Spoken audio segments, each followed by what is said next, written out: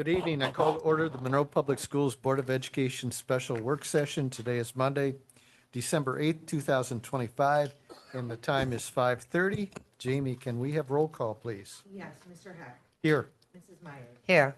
Mr. Sabatini. Here. Mrs. Taurasi. Here. Mrs. Williams. Here. Can we please stand for the pledge?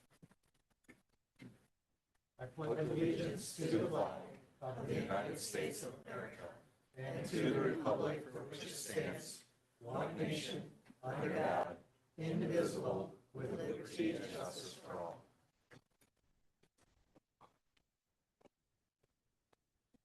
Before we begin, please note that the meeting is being live streamed and recorded.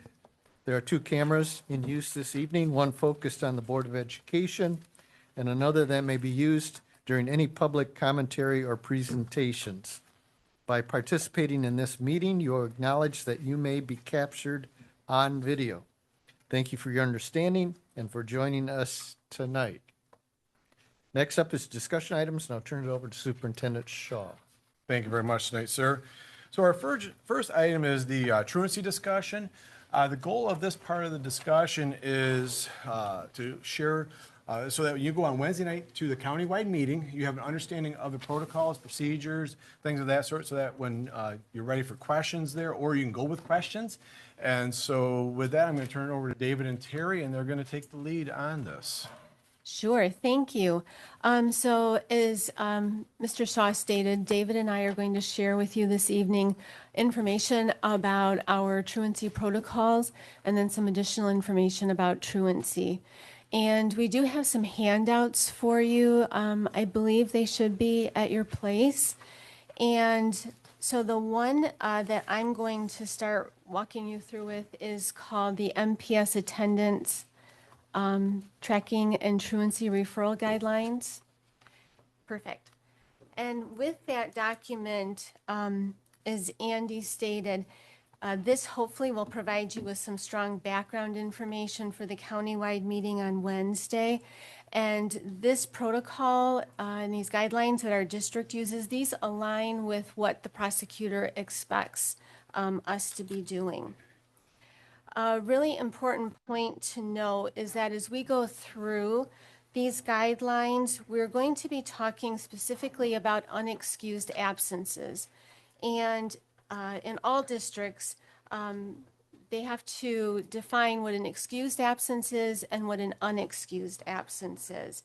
And so just really quickly, in our district, an excused absence is a student illness or injury with a doctor's note, medical appointments with documentation from a doctor's office, observance of a religious holiday, funeral or death in the immediate family, documented college visits, mandated and documented court appointments, placement by the juvenile court in detention, shelter care, foster care, or residential placement, educational opportunities approved by school officials, and then unexcused absences include staying home to babysit, things like oversleeping, traveling, being needed at home for different reasons, bad weather, they missed the bus, sickness not documented, and willful truancy. So those are just some of the things that fit underneath those categories. Sometimes there's other things that come up, and then the administrator needs to decide if it's an excused or unexcused absence. Hey, Terry, keep the mic closed. Oh, sorry. So as I go through these guidelines are enacted at the building level for the most part by building attendance teams. And a building attendance team can consist of a variety of people on a school staff. There's always an administrator involved. There may be a social worker, restorative practice coordinator, health liaison, and like I said, any other designated members of the school team that the administrator has that they ask to be a part of that. As we go through these different thresholds, there's a lot of school language and abbreviations and acronyms in there, so I will do my very best to remember to explain things as I go. If there's something that is unclear to you or you are like, what in the world are we talking about? Please let me know so I can explain that. So the first one for 3 unexcused absences, that is a Monroe Public Schools implemented point that is not part of the prosecutor's requirements or requests. But at 3 unexcused absences, the teacher calls home and there's a log made in KB. KB is called, it stands for kickboard. And that is just our system that we use to record our communications with families. At 6 unexcused absences, a postcard is emailed home to the families. And there's also a building administrator or attendance team calls. And that also is logged in Kickboard.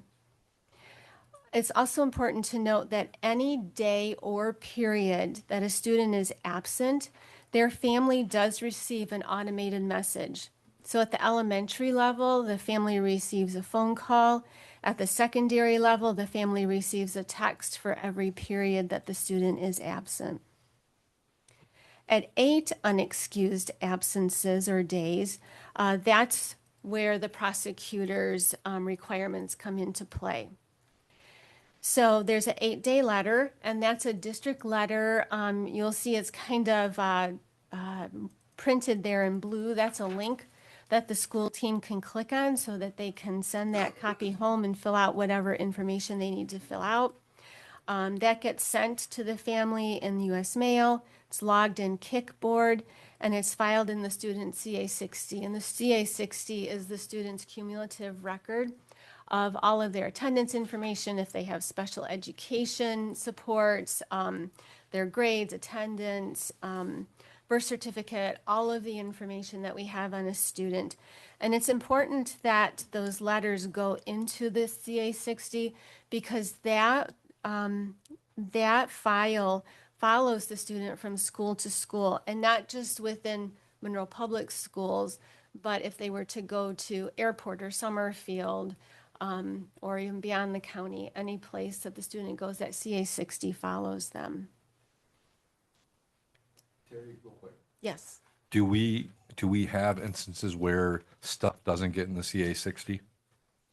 I would like to think that No. we do not. Right. Could I guarantee that it happens as it's supposed to? Okay. No, my hope is that that would be Okay. pretty clear. We do have, members of our team here that also oversee attendance, and they meet regularly with the school teams. So there's always coaching and ongoing conversations, and we have lists of students who are at different thresholds in their attendance. And so they're always making sure that those steps are followed and not missed. So we do have safeguards in place, Brian, to make sure that we don't miss those steps. So my hope is that, yes, all of those letters are in those files. Real quick, Yeah, are these consecutive days or just days in general? just days in general. Yeah. School year or just by semester? Can you repeat that, darling? Is it, I'm sorry, let me get myself on here. Is it for the entire school year or is it by semester only? School year, Okay, thanks. school year, yeah. Do we have an amount of excused absences that are allowable? We do not have a designated amount of excused absences. No. So that could be as many as needed that are excused. These would be in addition to any of those. Correct, Okay, thanks. correct.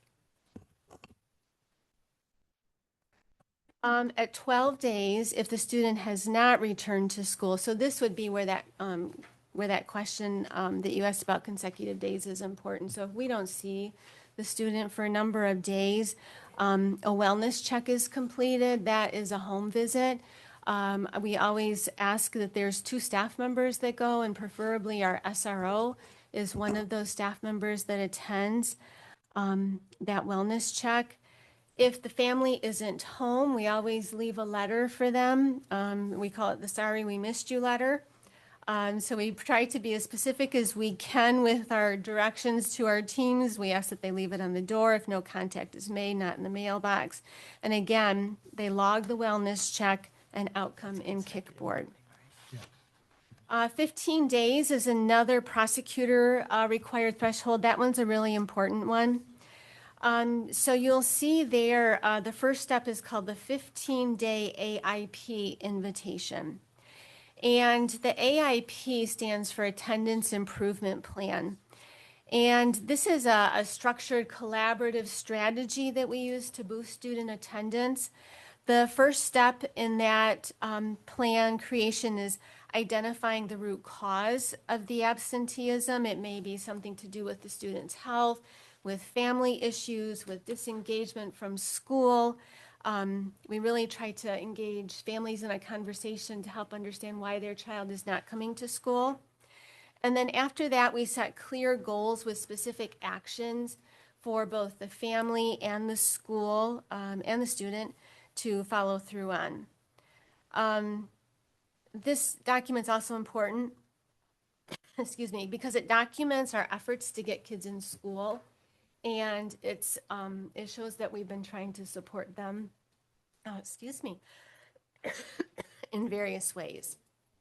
And again, that gets mailed home, a copy that gets mailed home in the U.S. mail. It also gets sent to the family in certified mail. It's logged in Kickboard, and it's filed in the CA60. If there's no improvement made or attempts to schedule the AIP are unsuccessful, that's when our district attendance officer becomes involved. And you'll see that is abbreviated as the DAO. So when a student is at that point, a phone call or meeting is made with the DAO to discuss the admin's request for truancy referral. If the truancy referral moves forward, the building admin again logs the following. And that those are just specific instructions on what it is that they are to click in Kickboard.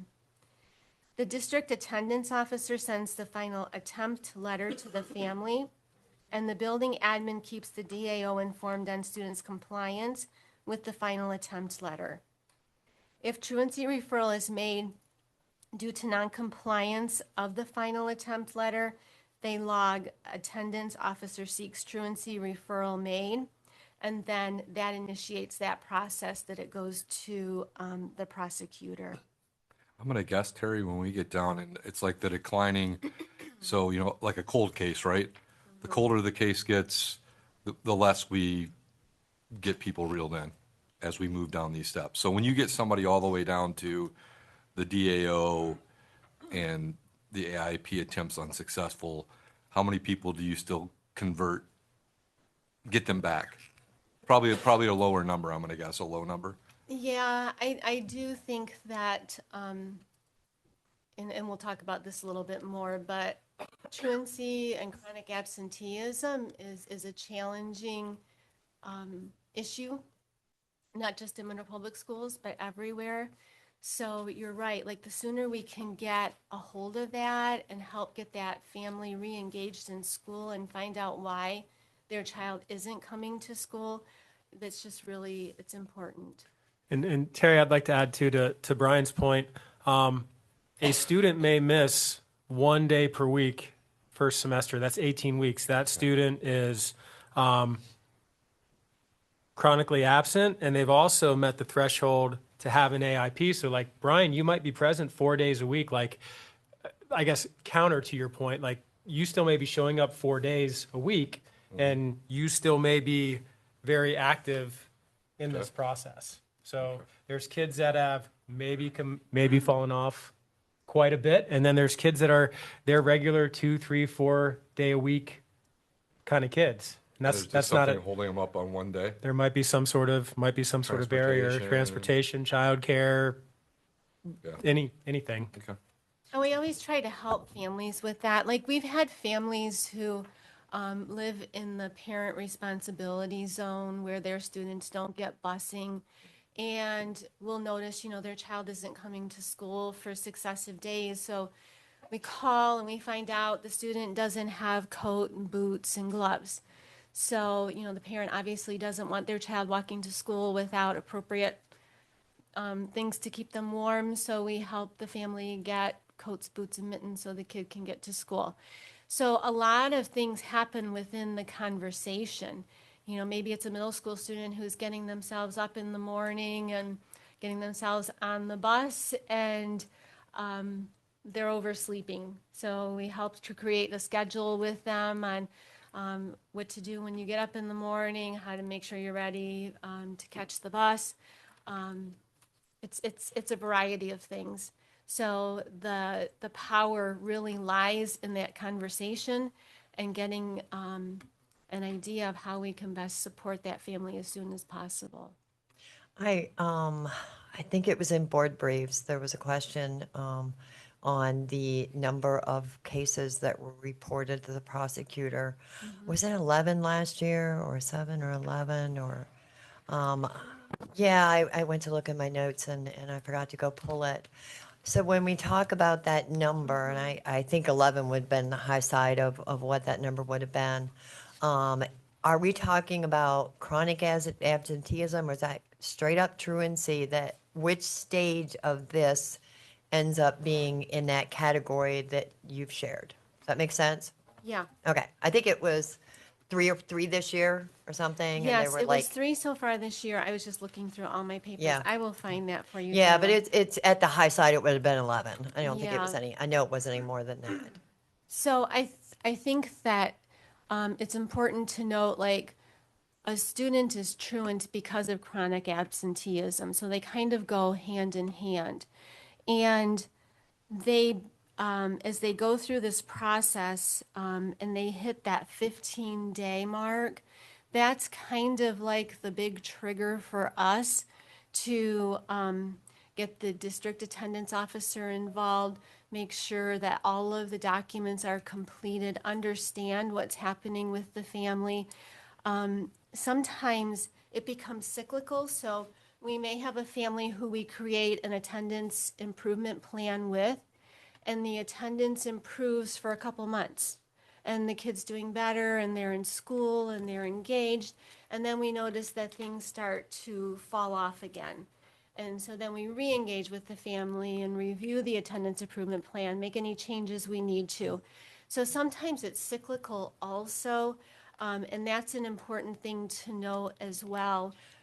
Yeah, I just want to know who in the number that we were provided, who are we talking about? Like, when that question went out, there was 11 last year, 3 this year. Who are they? Like, not as an individual name, but as a, where does it fit in this category? Because there would have to be a point that it would be an automatic think- trigger of that, and I'm not hearing that. Yes, so once they hit that 15 unexcused absent mark, that puts them into that category of possibly going to the prosecuting attorney. That truancy packet is filled But out. that's not a definite, so I So want to know there what. is no definite Okay, thank you. there, because what our attendance teams do is they continue to work with students. I totally get what you're asking.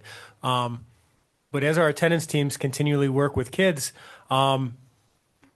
once it's kind of the last resort to go to the prosecutor. Just because a student is at 15 doesn't mean that I don't know if I want to say the school has reached that point, but there isn't a definite point. There isn't a definite cutoff where we go to the prosecutor. So these days that we're discussing are a progression of what you're doing. I understand that. I understand that you're taking everything into account. I understand that.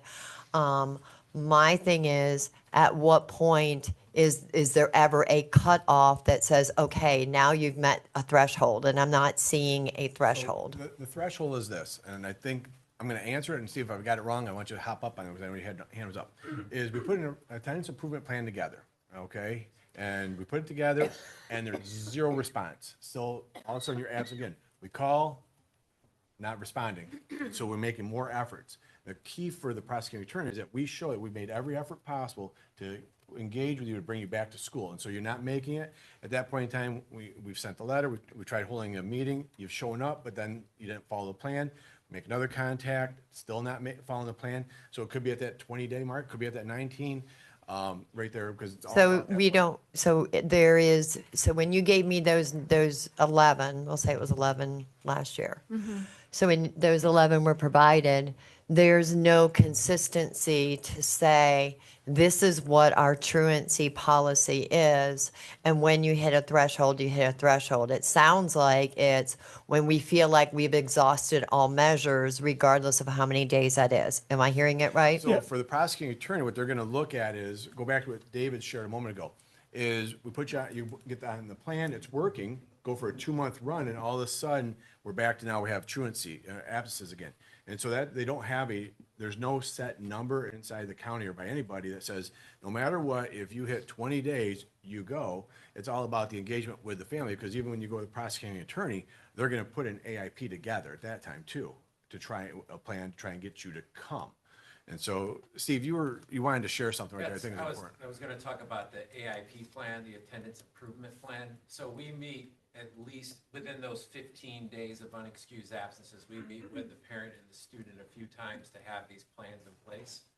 And plans could be tier 1 plans where it's, the phone calls home consistently when the student is not attending. Tier 2 plans would be more of like, we purchased alarm clocks for kids so they can wake up in the morning. Tier 3 could be check-in, check-out during the day.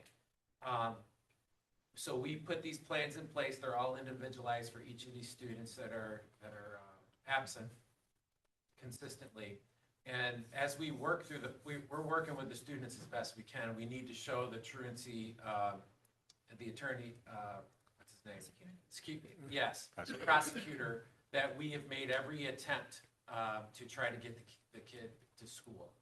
And once we start seeing that the student is just not following the plan, we've made several phone calls home that have gone unanswered. We've been to the home several times. There's no answer. Then we've exhausted all of the everything that we could have. But by that time, the student could have 40 days unexcused absences by the time we go through all of these different steps. And to that point, So when you say 40 days, you literally mean it could be a 40-day time frame that they've missed 40 days of school. No, it could be 40 days of accumulated total Missed days. unexcused absences. Yeah. As we go through this process, because we're, again, constantly making phone calls, making home visits. I do home visits quite a bit. So we're trying to constantly engage with the families. But then you may find a time where you find them at home, and the next day you see them at school. So then you may see this consistency going. So again, we're trying to work with the families best we can, follow this guideline. But once the plan seems as if it's not doing its justice, then we have to turn it over to make a different impact. And then they go through an AIP process at the prosecutor's office. So I think what I'm looking at is the difference between, as I'm listening to you talk, what is the difference between chronic absenteeism and truancy? Because it sounds like my definition is different than your definition. And in the absence of having a protocol and a set number of days that says this is what's considered truant when you're absent X number of days, in the absence of that, what is our definition that we use to separate the two? I have a very concrete definition of what chronic absenteeism is. However, it's going to muddy the waters, I think, significantly, because chronic absenteeism is unexcused and unexcused absences, where a student will miss 10% of the school year.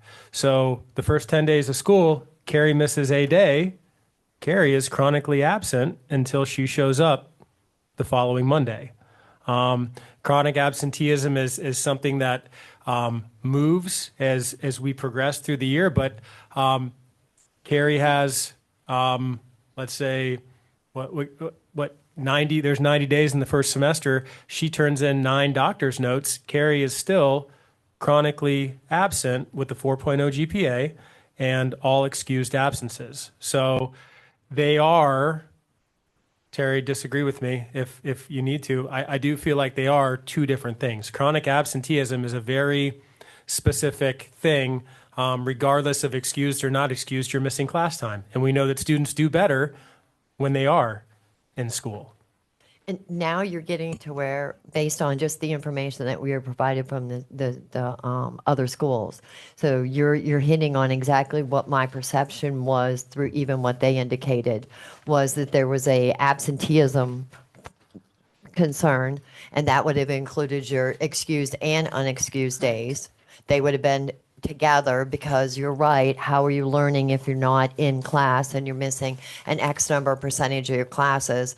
Where for me, truancy was based on the unexcused absences and how do they play out into it. And I could see with David's scenario as Brian's chatting with him, but in David's scenario, I could see your definition of what would be 40 chronic absences, which to me differs from unexcused absences, which would be truancy.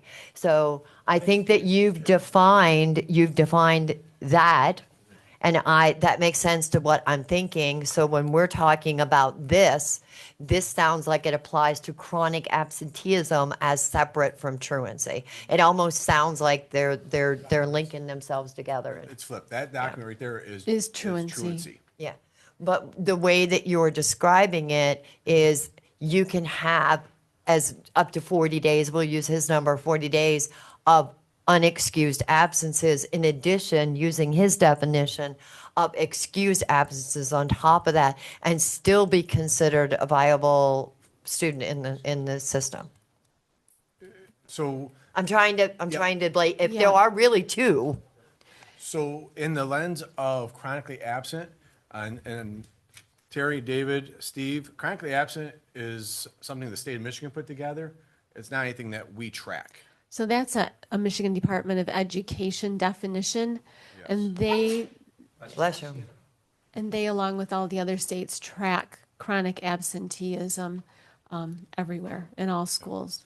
And we track it, but not, But we don't do anything with it. I mean, we talk to the kids, we make sure that the stuff's being returned properly. But when we get to truancy, it's the unexcused absences that they were describing.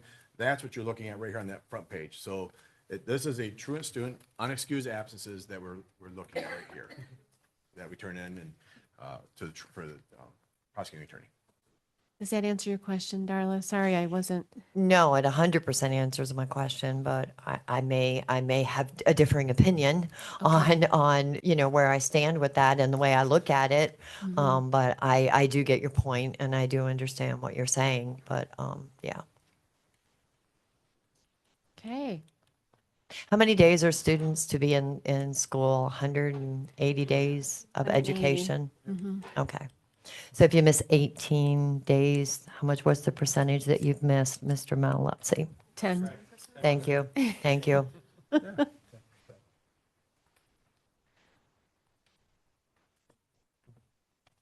do we want to move into questions or do we? Okay. Just maybe, when it gets, there's 3 that supposedly this year so far have exceeded that number that have gone to the prosecutor. Do you see improvement on those 3? I mean, what's just in general, what's the, I guess, the condition of those 3 so far? So once a packet is prepared and we send that off to the prosecutor, it takes a while for them to get their appointment and get all of that scheduled. I do not know the status of those current 3. We do know that the results of sending a student to the prosecutor are very mixed.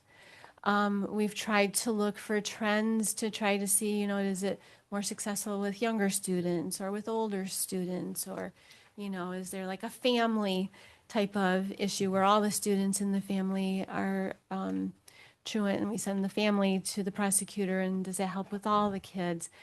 Could help with some of the kids, not all the kids.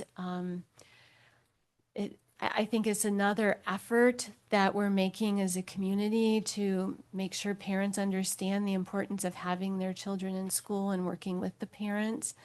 As we shared a couple of times already, the prosecutors, one of those first steps is making another attendance improvement plan with the family. So, they're doing work that is parallel to what we're doing in the school. But we don't see success with all of them, no. And Terry, I'd like to add to that, nothing would make an administrator happy to send a student's packet to the prosecutor's office and be able to do this, but that student who you just sent to the prosecutor's office is still showing up frequently or infrequently to your building, so you are still working with them, even though you sent them off for some other punishment or support. They're still showing up to your building, and you're still continually trying to reduce those barriers to get them in school on a regular basis. So there is no, there's no Monroe High or Custer absentee or absent students, and there's no prosecutor stack. They're all still ours. I know in my experience, I was a school counselor for 16 years, and I think I had one student that ended up getting picked up by the prosecutor's office and all of the students that I ever sent over. And it was chronic. It was probably 80 days absent. It was, elementary age. It was a huge issue. But what I find is that a lot of times when those letters go out, to families and that, you were threatening, it's going to go to the prosecutor next. A lot of times those families start to push away from our district. They're like, well, I'll just go somewhere else. And so then the clock starts ticking again for them somewhere else. And I think there's a huge difference between elementary absences versus high school absences, where elementary, it's not the kid that is necessarily the issue being absent. It's more the family or the parent has problems or issues or something that they need support with at home, versus a high school student making a choice or having a behavior type of issue and not showing up to school. Yeah, good So point, those are Carrie. big differences. And I don't know if an arbitrary number is a perfect solution for that, because, if we're going to pinpoint the student versus now we got to figure out what's going on with this family and how many people live there and how many other issues are going on and how do we fix all of those? That's the magic question. Do we, and I'm just thinking of what Sleep in Heavenly Peace does with realizing that a lot of kids don't have a bed. So they don't sleep, they don't get up, right? They're tired and they can't get up. It becomes, so is that in our tool chest of what we do when we say, like when you make a home visit, you go into a bedroom and you don't see a bed. That's an alarming thing. I'm assuming we You were do looking talk, over at our high school principal, he's we shaking his talk head. with Megan Taylor and Tim Taylor and, Good. We've delivered couches, Good. beds to people. When I was at Arborwood, seen some pretty tough stuff where Yep. there was no furniture, they're sleeping on the floor. yep, So there's a place by the academy or in the academy where we would go and pick up furniture and bring it to their house. The spirit of giving. And That's it. Yep. And that's part of those early on phone calls. Sure. Trying to uncover, okay, what's stopping a child from coming to school? And if we can learn what that barrier is, then we work to address that barrier. And so that doesn't keep there, because if we think about it, if you move forward, we haven't addressed that barrier, and then we try to turn it over to the prosecuting attorney, what's he going to say back, right? Or what are they going to say back? You didn't address this barrier. So we have to address all the barriers first, and then hold accountable after that. is that part of the AIP? Yes. And or even before that too, yes. Yep. So Carrie, having heard what you said, so how do you believe that what we're looking at here is an effective process? Or based on, just what you've said, should there be some maybe looking at it and saying what else could we do? If you don't mind. I mean, as long as the protocol is in place and it's happening, I think that it's working for some people, but it's not going to work for everyone. And So- it's hard to capture those kids the more that they're gone. And the families, sometimes as soon as that letter goes to the prosecutor, I'm telling you, 90% of those parents are already thinking about where can we move? Where can we take our student somewhere else? And then it's just a never-ending problem because they go to airport or they go to Mason or they go somewhere else. They're still going to have absences. Are they aware that the CA 60 exists?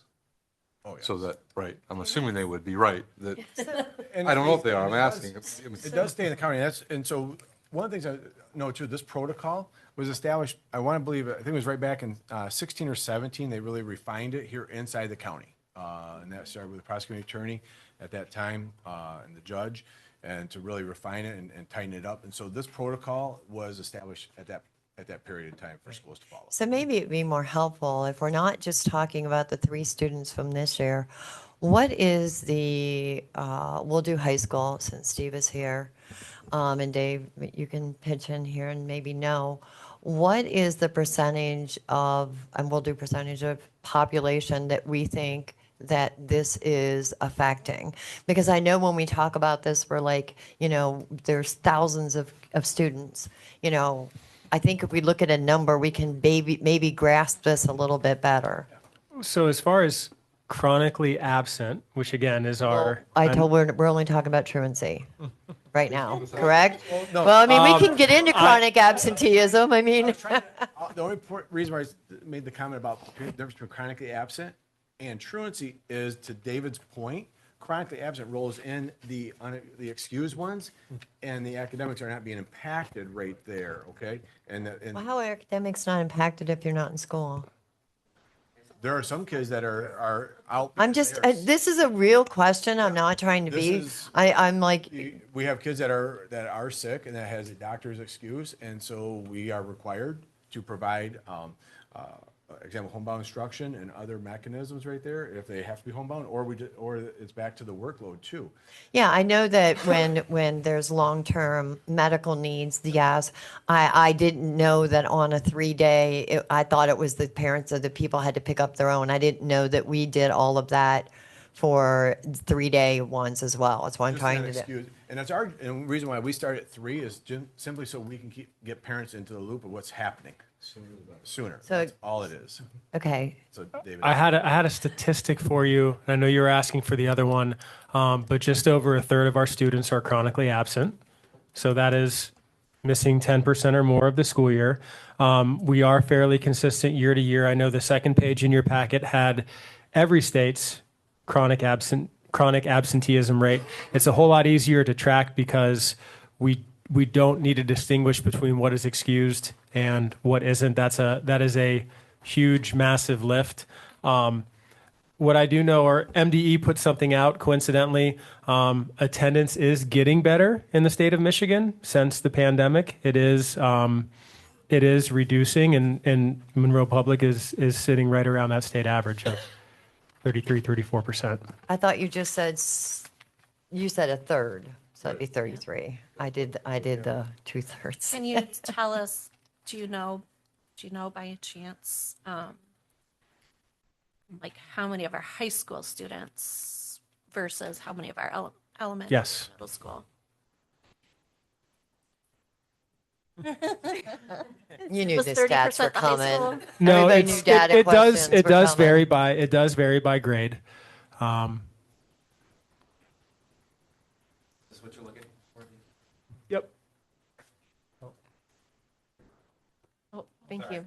So again, some of these numbers may be excused, some may be unexcused. So the column on the left is 225, 26, the column on the right is 24.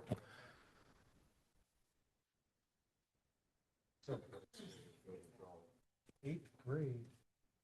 Why eighth grade is significantly higher? In both, Both, yeah. both of In those. fact, it got worse in 24, 25. Well, we're not even finished with the school year, so that's a total. So I think the one on the left is current. Current. Yeah. Current. Which is not a full year. But there are ebbs and flows. So if a student is suspended, they are absent. There's all different types of factors in there, and I could not tell you whether it's doctor's notes or unexcused versus excused. But we did pull this data today for you. Do a printout of that so I can have it in my notes. Thanks. How do you handle students in virtual? Is it based on when they log in? They have to log? So the virtual, and Terry's going to correct me if I'm wrong, you're required 2 face-to-face interactions per week, whether it's virtually, whether it's documenting communication, and that's how the state requires attendance. Okay, but it's not based on them logging in on each day? No, No. no. That's one of, I guess, the benefits of having that flexible schedule. So the other thing that I made a note as I'm listening and I'm going down through this is we're looking at all of the things that are being done and all the helpful things and all of those wonderful things. I do know that, and let me rephrase that. I believe that we have a discipline policy that follows with unexcused absences. Where does that play a role in here? Are there any ever suspensions or anything related to absenteeism? That we suspend children? No, we I'm don't. just We don't like, and that's kind of one of you wouldn't want to suspend someone who isn't coming to school in the first place because you're giving, So I just want to follow up to see where we're at with that because we do have suspension and discipline policies in place for a lot of things, and I was just clarifying whether we had that Absolutely. for anything related to that whatsoever. And I think that's some of the reason why we try to find those alternative consequences rather than let Brian sit at home on the Game Boy, when he's suspended. Thank you. You're welcome. Right. So I do think that would bring clarity. If you are suspended, it falls in there. And so you could end up with your suspensions and then at that 15-day marker, we'll look at, and then are you starting to continually miss? So you could still end up with a plan because suspension days are going to move you, and then are you not starting to show up too? I would think that suspension days would fall in the excused category rather They than the do. unexcused. So if we're looking at the unexcused, I'm really trying Yeah. to keep the two separate. Yeah. And that's hard, so thank you for Yeah, that. so Correct, so. They would be sus- excused, so they wouldn't fall into the truancy pattern anyway. Correct. Thank you. Correct, but they do fall into chronic absenteeism. We understand that because there could also be excused days Yes. that are under the list of excused days. Yeah. Because if a parent calls in and says, Tom's not feeling well today, he won't be in school, is that excused? We do mark it as PC, parent call, but on the backside of Power School, an absence is classified as either excused or unexcused. So the parent calls in, it's marked PC in the system, so we know that the parent called and said, where the child is. But on the backside, that's considered an unexcused absence. But it is another piece of information to help with that attendance improvement plan. It paints a more accurate picture of what's going on because we do know and we don't have to guess where the student is. Right, I could see that. If I can add, it could become excused should the parent provide a doctor's thanks, note. Cassie. Just speaking from Yeah. experience. Yeah, But yeah, they have to provide some sort of documentation as to, yeah. They call the them off, they situation. decide some point in the day, they're going to go run over to the Blue Hippo, they show up there, get a doctor's note, and bring it back in. correct. That would be the clinic on Stewart Road. Just a point of, I've written about well over 100 truancy reports. I look at the entire attendance once it gets to me. So I mark unexcused absences, excused absences, and then for the excused ones, I write what they were for. And just because something gets sent to the prosecutor's office doesn't always mean it's going to get picked up, right? So it's always going to be a human that reviews it. And in my narrative, it has, if they're excused, why they were excused and what it was for. So that's just another thing to think about. Thank you. So just trying to keep us on track. We are at 44 minutes. Yeah. Yeah, I we just need want to move follow on. up on that. When he's talking about a truancy report, where are we referencing that on our paperwork here? Where does that fall on here? So when we submit a student to the prosecutor for truancy, there's a packet that gets completed, and it's It includes all of the various documentation pieces that we've talked about, as well as our SROs have responsibilities within that as well. And Andy, He showed that's me what where. you're, I didn't, yeah, but it doesn't mention them. It doesn't mention the RO. After the prosecutor's office tries to set up a meeting, so whether they fail the requirement that the prosecutor gives the parent of the child, or if they just flat out refuse to come to the prosecutor's meeting, that's when I'm contacted by the prosecutor to create a case and submit it to the prosecutor's office. Okay. We'll have more discussion, I'm sure, Wednesday Yes. evening. And we still don't know if that's going to be. So I've talked with Steve, and so he is working with his team to make sure to either live stream it or record it. So one of the two. Yep. Okay. And so if between now and Wednesday you have any kinds of questions, please email me so I can get those in your hands so that if you need something else to make Wednesday night's meeting go a little bit easier on you. So thank you for that. Our next item that we have is, so Steve and his team are going to talk and share. Can I just, I just wanted to finish up on this before we moved on. I didn't realize we were moving on. I just want to make a request after the meeting at the ISD that we have a follow-up on this, even if it's however long it is, that we have a follow-up on where we're at with this, because this is going to affect a bunch of other things. So I just want to make sure we're not doing a one and done, that we're continuing to pay attention to these things on how they impact each other, because we can always do better. Okay. Yeah, we'll learn things probably Wednesday. Yeah, night. It will so we can contribute put it at the tomorrow. next board work session after after Wednesday's date, and put it at the next work session. I appreciate it. Thank you.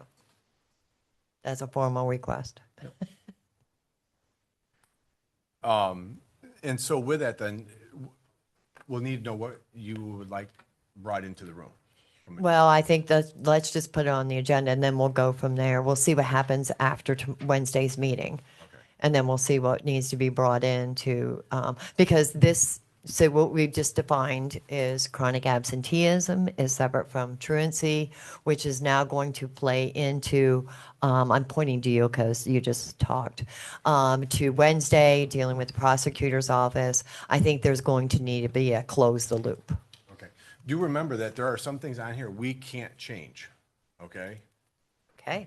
Because this is established by the county, by the prosecuting attorney, not by Monroe. So we will, I'm sure that will be made more clear on Wednesday as well. Yeah, thank you. Yeah. Okay, so our next item is Steve and his team, and they're going to go through Trojan Academy. And so, Steve, this is all yours. Thank you. Thank you for the invitation today. So one of the things that we've done at Monroe High School to address some of the things that we were just talking about is we created a program called Trojan Academy 4 years ago. We were sitting in our conference room and we were frustrated at looking at students, working with students over the years. Some of these kids I've been working with since they were in kindergarten when I was the principal at Arborwood, and seeing them go through our system and drop out. And time and time again, we see this happen, and we were tired of seeing it. So we met together as a team with a blessing from our central office to create an experience for these students that I guess broke the mold from a traditional way of going to school. So we created Trojan Academy.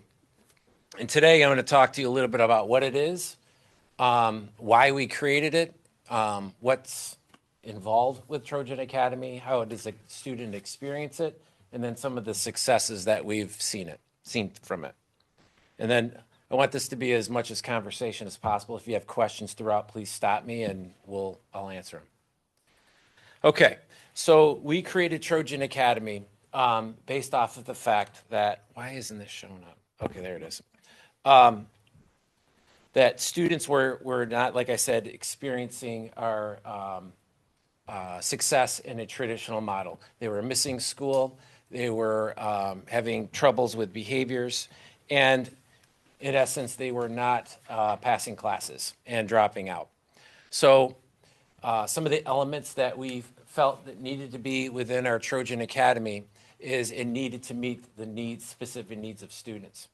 And so the trick is each student's needs are different.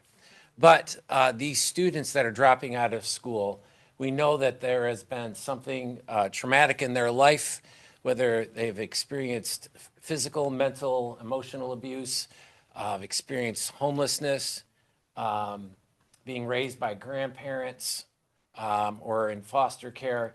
There is something that we've seen within these students where they've experienced something in their life up to that point that has created a situation where school wasn't their number one thing in life. Can I ask one question Yeah. based on back on 2021? What was the dropout rate that you all were referencing at this point? Because you said it was mainly for dropouts. What was the Yes. rate of dropout that, because this is a pretty big jump to move into, so I would think it was probably pretty significant. I don't, off the top of my head, I don't know the exact percentage. But you believe it was quite Well, significant? It was enough for me to see we had to do something because it was the students that I was seeing being dropped out of school are students that I've known since they were little. And my goal is I don't want anyone not coming to school. And I was just tired of seeing it happen. So I don't know exactly what the rate was, but my goal is 100%. Right. And So it wasn't so many, the amount of them, it was the fact that it was happening, is just what the I fact that it sound was like I'm happening. hearing. Okay. We were seeing students that we were working with for many, in some cases for many years. I've known the families for many years, and they were experiencing troubling things. And school wasn't the number one thing that there was at the forefront. So understanding that, but also providing them an opportunity, an entry point into our school, to give them the feeling of a safe place, to give them a feeling that their needs were being met. We wanted to create something so that we can address all students and what their needs are. So the first year that we're able to do this, 3 years ago, we started with 15 of our most struggling students, all different grade levels.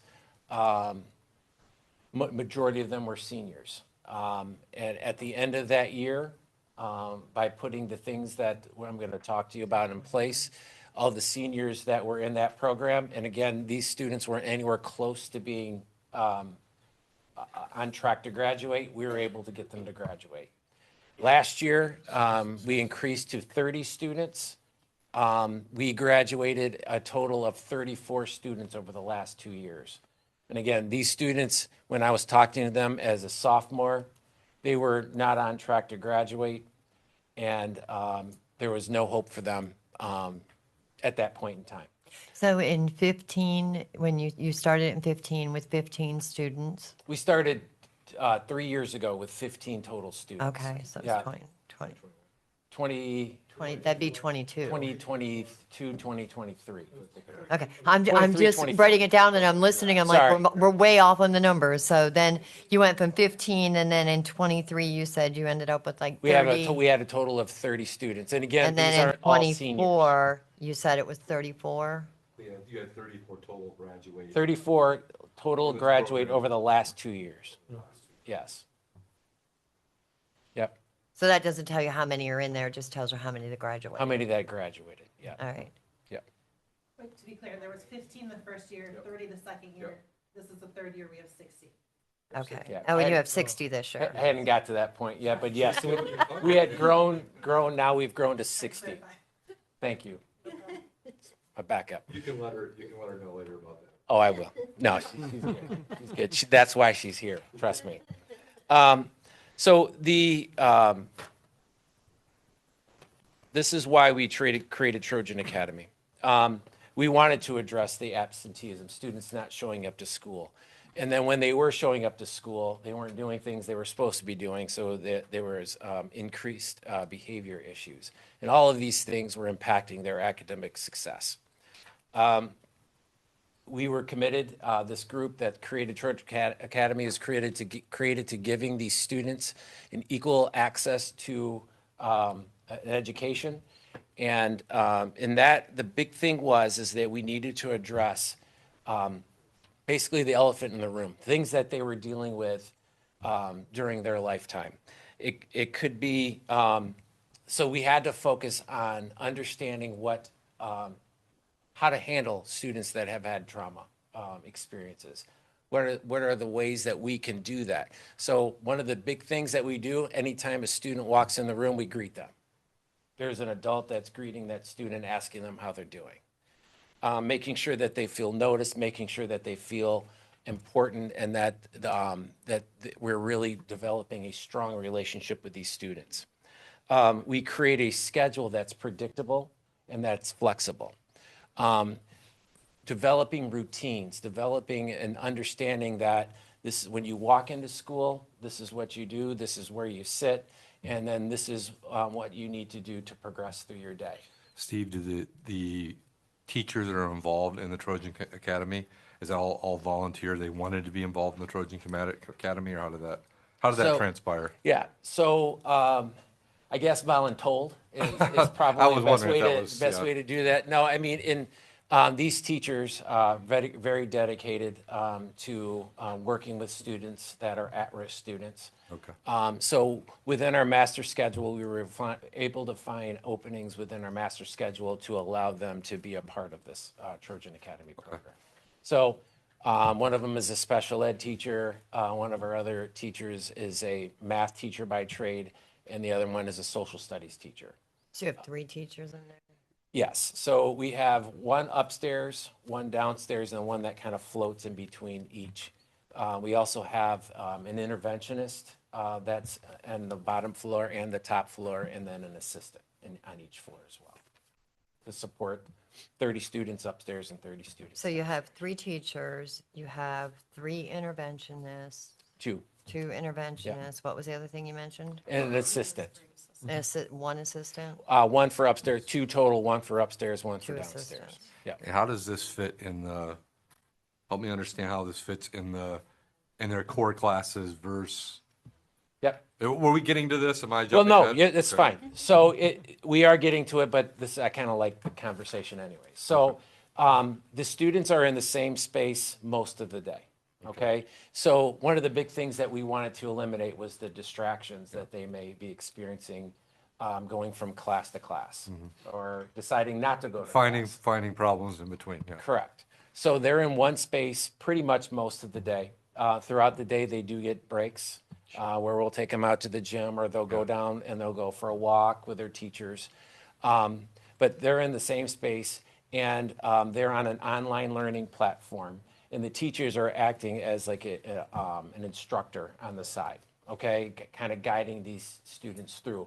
But the online platform is something that we use for our virtual students, or the Edmentum program, or not Edmentum, but Ingenuity program. They take one class at a time. What we've found is that students that are juggling 6 different classes gets too complicated. So they take one class at a time, and we schedule out the class, and usually it takes about 2.5 to 3 weeks for them to finish one of their classes. Would you say most of these students have an IEP, don't have an IEP? I would say, I think we're about You got 20%. head turning there saying you weren't, but 14 out of 60 Had an IEP? have an IEP, okay. whatever that percentage is. Yes. So yes, that's why we have our special ed Got teacher it. in there Yep. as well. That makes sense. I wanted to follow back up on Yeah. some of the things you said, and so one of the things you mentioned was that it needed to be a safe space. Yep. Where students needs need to be met to address the whole student or all of the students. I'm not sure exactly what you said. So why I look at the school as a safe space. Yep. So why is the safe space that the school provides not a safe space?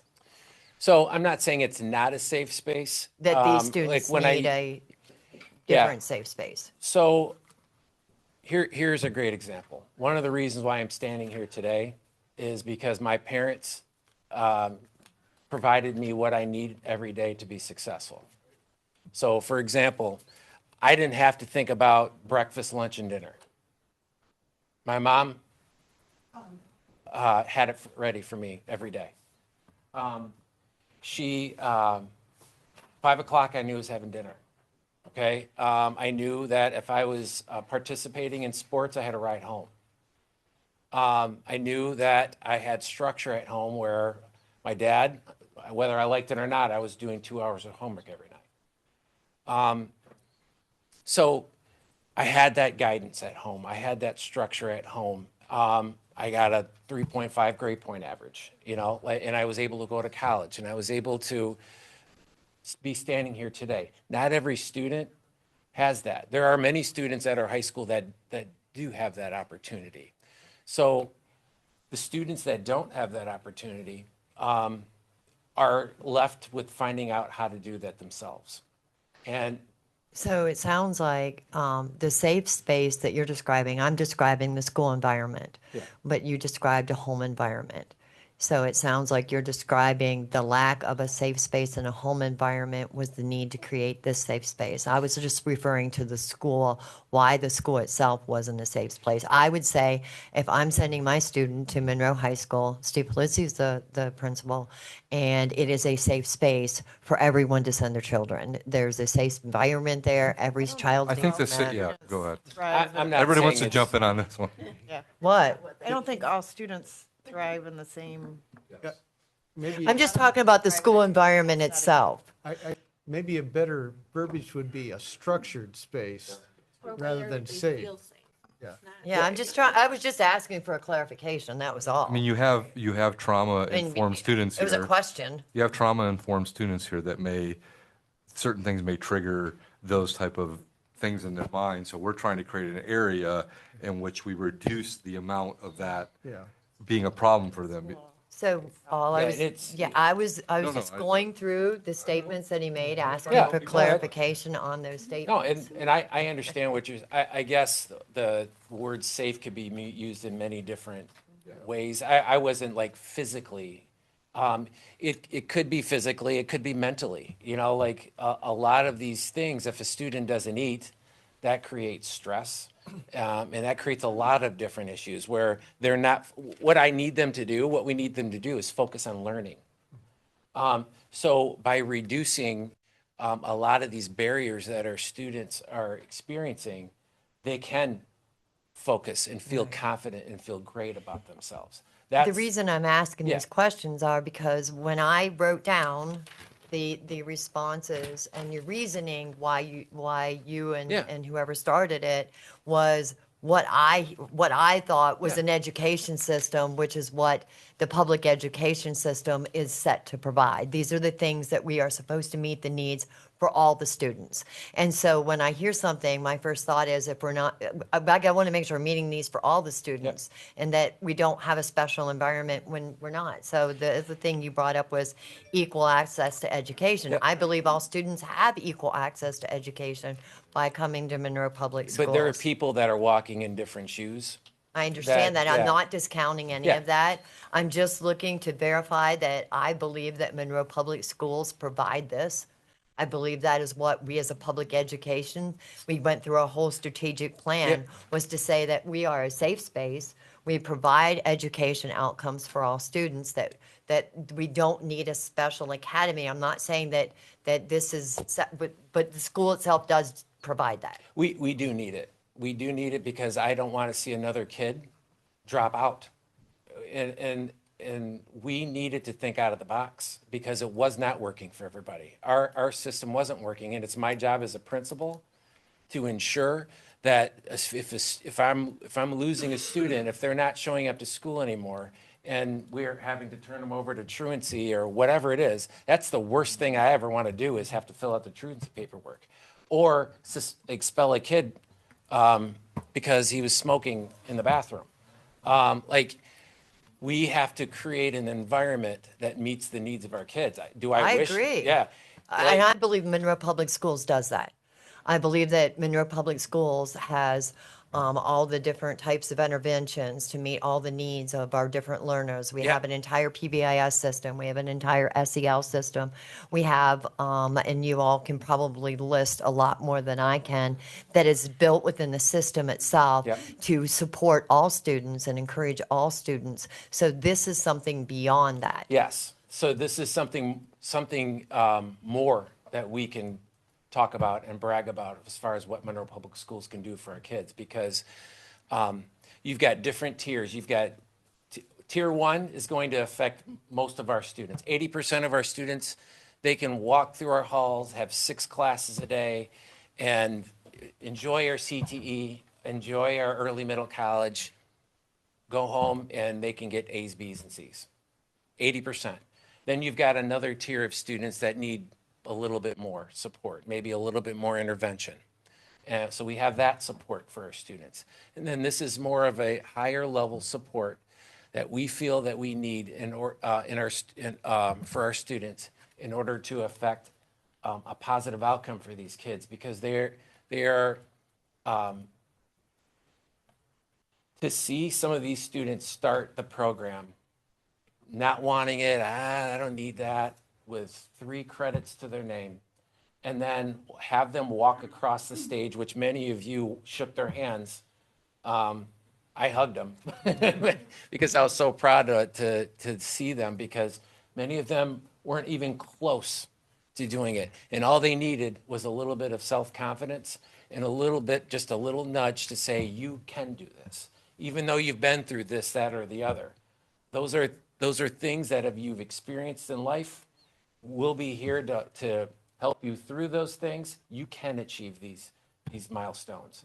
And 34 of these kids over the last 2 years have been able to do that. Steve, could I add something? Sure. I think that it's important too that I've heard Steve say multiple times, that he and his team created this almost out of necessity, because while some of these students potentially could have dropped out, some of them very well could have found or maybe not found success in virtual or Orchard, and he wanted to keep those students there at Monroe Public. But traditional education wasn't working for them, whether it was the traditional schedule, the distractions in the hallways, or the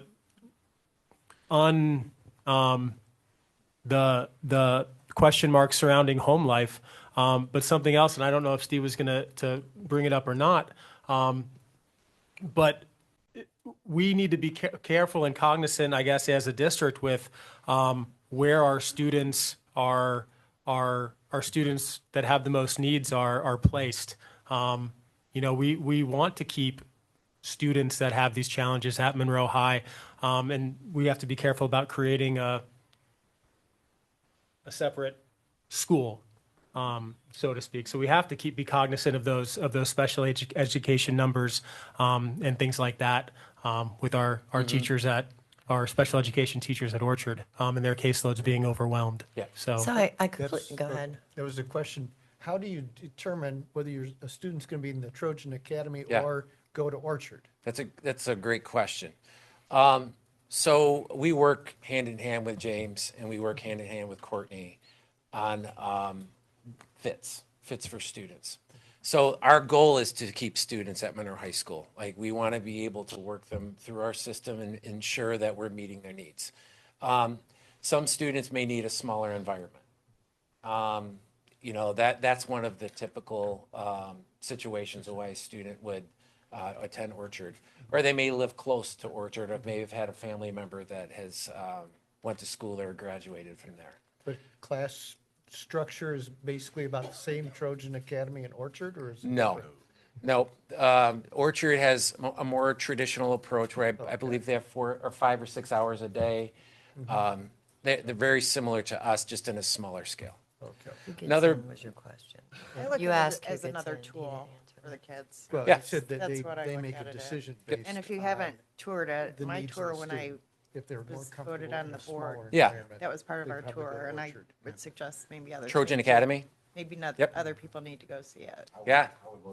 Yeah, I didn't even know it existed until just it come up It's in a a great place. conversation. I mean, yeah, Absolutely. So, I do want to follow back on, because what really caught me when it first got brought up was it's a school inside a school. And I've heard it mentioned here a couple different times. When we look at Monroe as a public education system, to say that there's a school within a school, like, where does that fit in with, like, everything that a public education is supposed to do? And how, remember when they did the classrooms, where they were like separating people, and it's like, you can't separate people because everybody needs to be together and everybody needs to learn together. And now we've set up a system where we have separated people. Now, I don't know what the criteria is, and I know you just had that brief, Yeah. of what. I But, don't- but we are now separating people based on some criteria.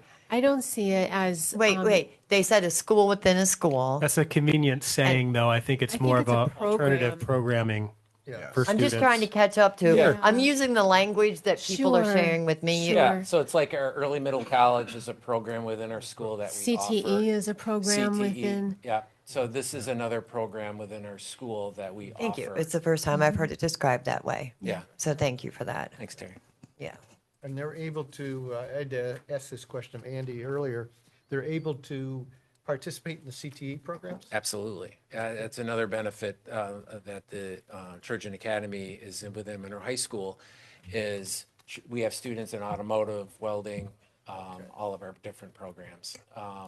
They take Spanish classes, they take PE, different things like that. So each student, again, has a personalized pathway that our teachers work through, so that based off of what they're bringing into Trojan Academy, based off of credits, can determine the different programs they can be involved in. I Our wanted- goal, sorry, go ahead. No, you were just Our goal talking. is we want the students to be able to be engaged within the school and have a great school career, but it all depends on what they're bringing into from their past as far as how many credits and things like that.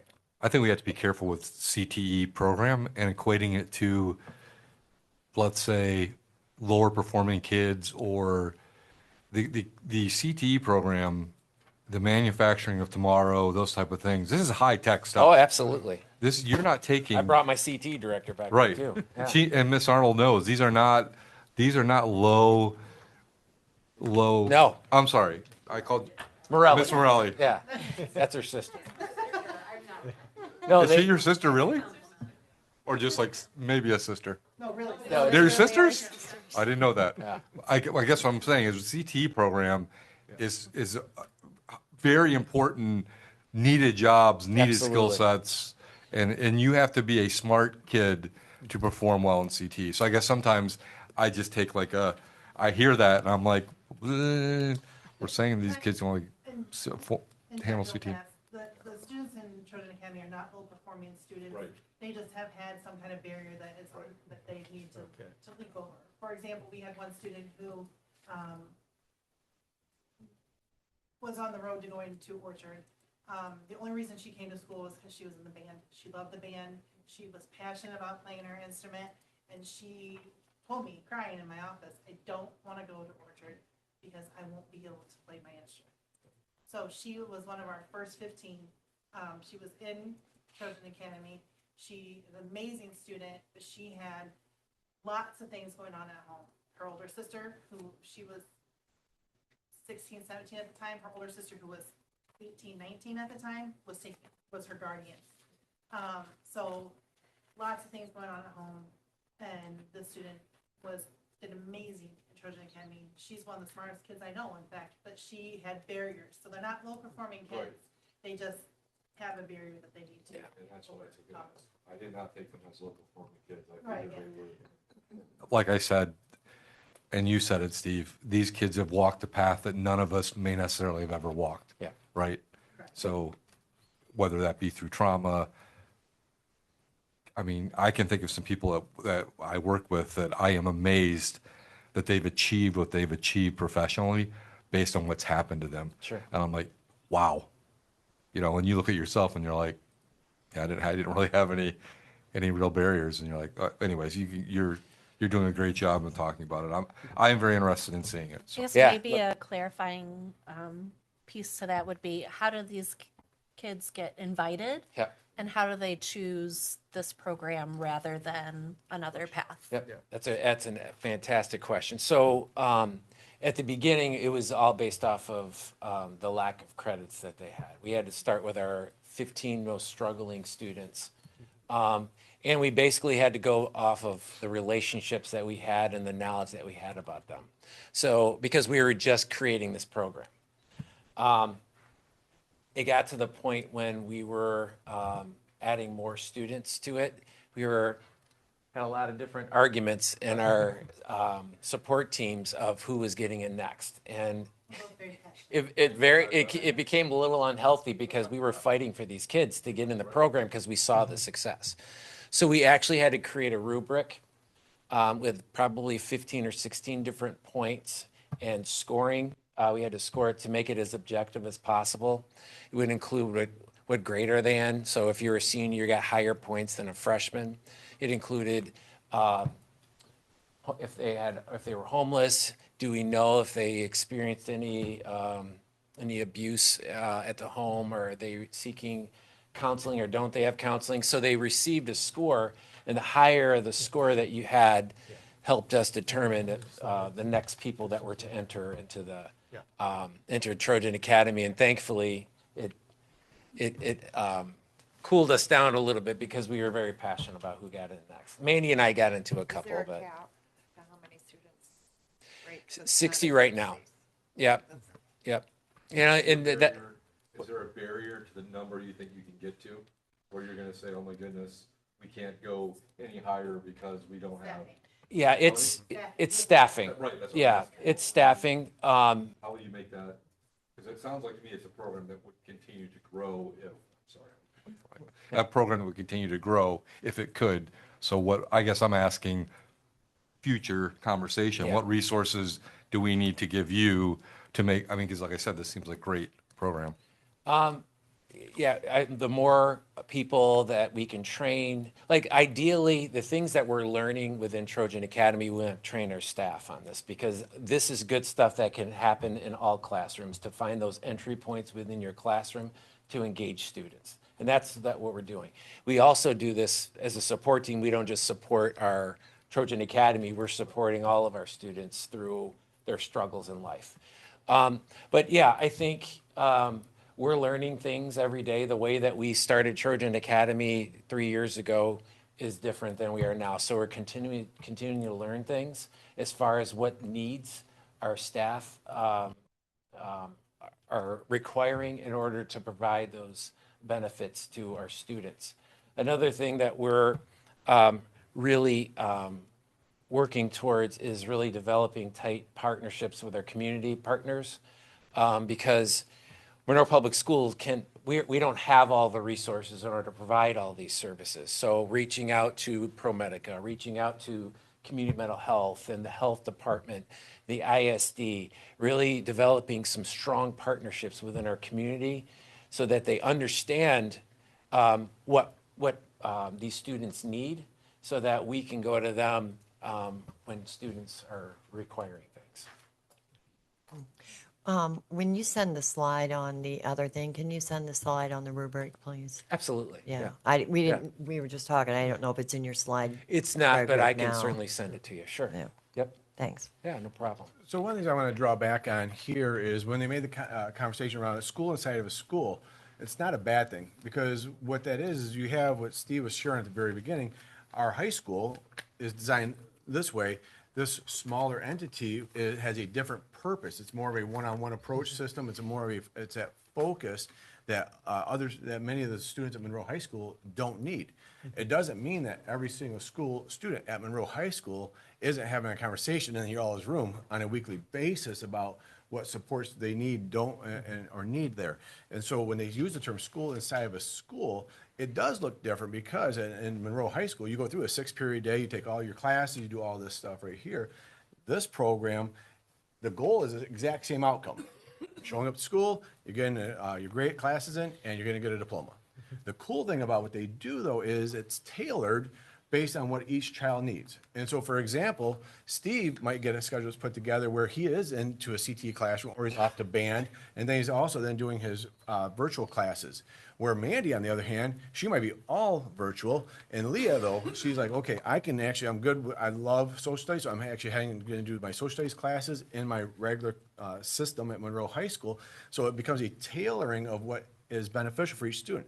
Their ultimate goal, too, is to determine through the process, and some of it is based on what's going on with that student, that there may be a fear factor going, I really don't want to go into that larger classroom with students. And so as time progresses, they help to work with that child so that they can go and be able to function inside that other classroom. So it becomes a tailoring for each student on what their needs are. And so it's not a taking away and or creating something that someone else doesn't get. It's all about kids have opportunities, and it was designed to reduce that increase graduation rates and reduce dropout rates for the students. And it was tailoring. I remember many of you were in the room when we had a student come in here and present one time, and she said, and she was in a program, it was at Riverside, it was a virtual one, and literally said, I can't go back to Monroe High School because if I do, I will drop out. And so what Monroe High School did said, we know we have kids that aren't, the virtual academy and what we do with our Orchard program isn't perfect for them. And so there's a stopgap, and so that's what Trojan Academy created, was these levels of layers so that kids can get towards a diploma. Your original 15 students, have you followed up? Most of them were seniors, if I understand right, and they graduated. Yep. Have you followed up as far as how successful they're doing in life? Yeah, we've got some in college, some are in the workforce. We've got some that are doing some fantastic things. Mrs. Poupart, who is one of our lead teachers, she gets emails all the time from the kids. We're hearing some great stories. I'm still grasping with the, you remember when special ed, when the special ed classrooms became a thing? Oh, yeah. And the conversation is very similar to this. Back then it was, why do we need it? We need it because they have specialized needs. We need it because they have to have an environment where it's not in a large environment. I mean, a lot of the things what you're saying was the same reason that special ed classrooms were designed. Mm-hmm. And throughout society then it became a thing where, no, we've learned, and it switched and said, no, we've learned that it's best for students to be in the regular population so everybody works together. So it almost sounds like, to me, I'm still grappling with that because it sounds like the same system, the same setup. So I could, see how that one played out, and how people, so where we sit with that can also. The term that might help you is it's least restrictive environment. So for every child that goes through the education system, you want to create the least restrictive environment as possible. And so for a special education student, that's what we want to, and make sure that they have as many opportunities in our general education classes as possible. And it's the same thing here, is it's the least restrictive environment possible for a student, and that's a tailored. But it is more restrictive than the regular school day for the students because they are. No, it's not. No. I'm just following what he said, and he said that they're in a space. Yep. And they get breaks throughout the day. Yeah, So that would be the same thing as a special ed classroom where it's separated from the school. They may go to lunch together or they may do something together, but it's in their own space. Right. The only thing, not every child at the Bell goes to a class. Some may walk out the door and go to a class. Others may stay put right in Right. Trojan Academy. And Right, they're not exactly all like special ed a kids. special ed classroom would. But it's not. But these aren't special ed. Yeah, No, all of they're- these students aren't special ed. And So some are, though, is what Some we've are. defined 14 as. out of 16. Yeah, Yep. so again, it still plays into the whole, do we appear to be going to what we were doing, just adding different in? Well, I think on the scale that we do right now, first of all, we do everything based off of what we're seeing with the data. Like if we're seeing that the student has got 30 credits and they're a junior, something that we're doing is not right. So and this is unusual. This whole situation is unusual. The fact that we're able to create and have the flexibility to do this within high school, Like, I can't thank you enough. Like, we've been able to really, like, dream about how we can create a school atmosphere for a student that's not fitting within a traditional atmosphere. So, like, this is unusual. So we appreciate it. So, and we're really trying to find what is the best way that we can make an impact on a student. And we're not taking whole groups of students and moving them, or like students within IEPs aren't focused in one room. We have co-taught classes going on at the high school every day in math and in English. But these students, these 60 students out of 1,200, something wasn't working for them.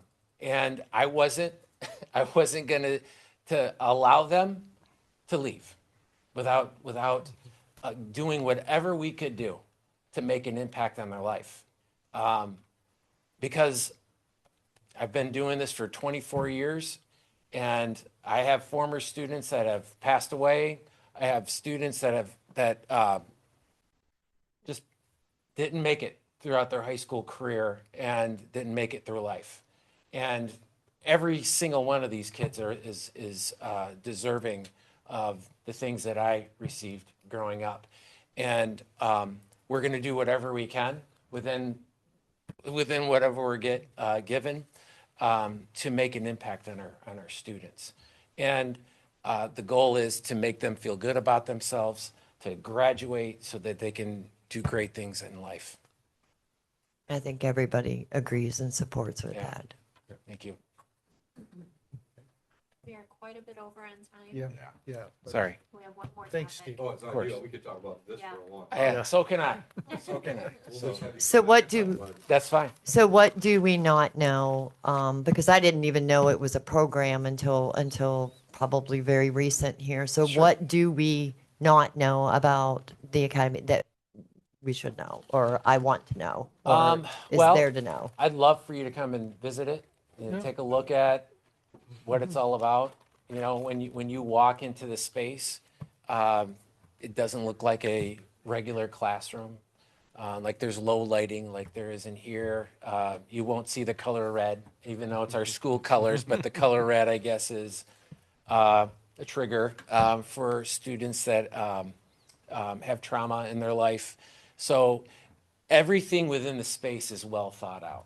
From where we put the snacks to where we put the teachers' desks, everything is well thought out so that we can make the best impact on a student so they can have a successful day. So I'd love for you to come in and take a look at it. And you can talk to the people that do this stuff every day, because they have the stories and they have a lot of the information and the workings with, like, Brian, your question of what do you guys need?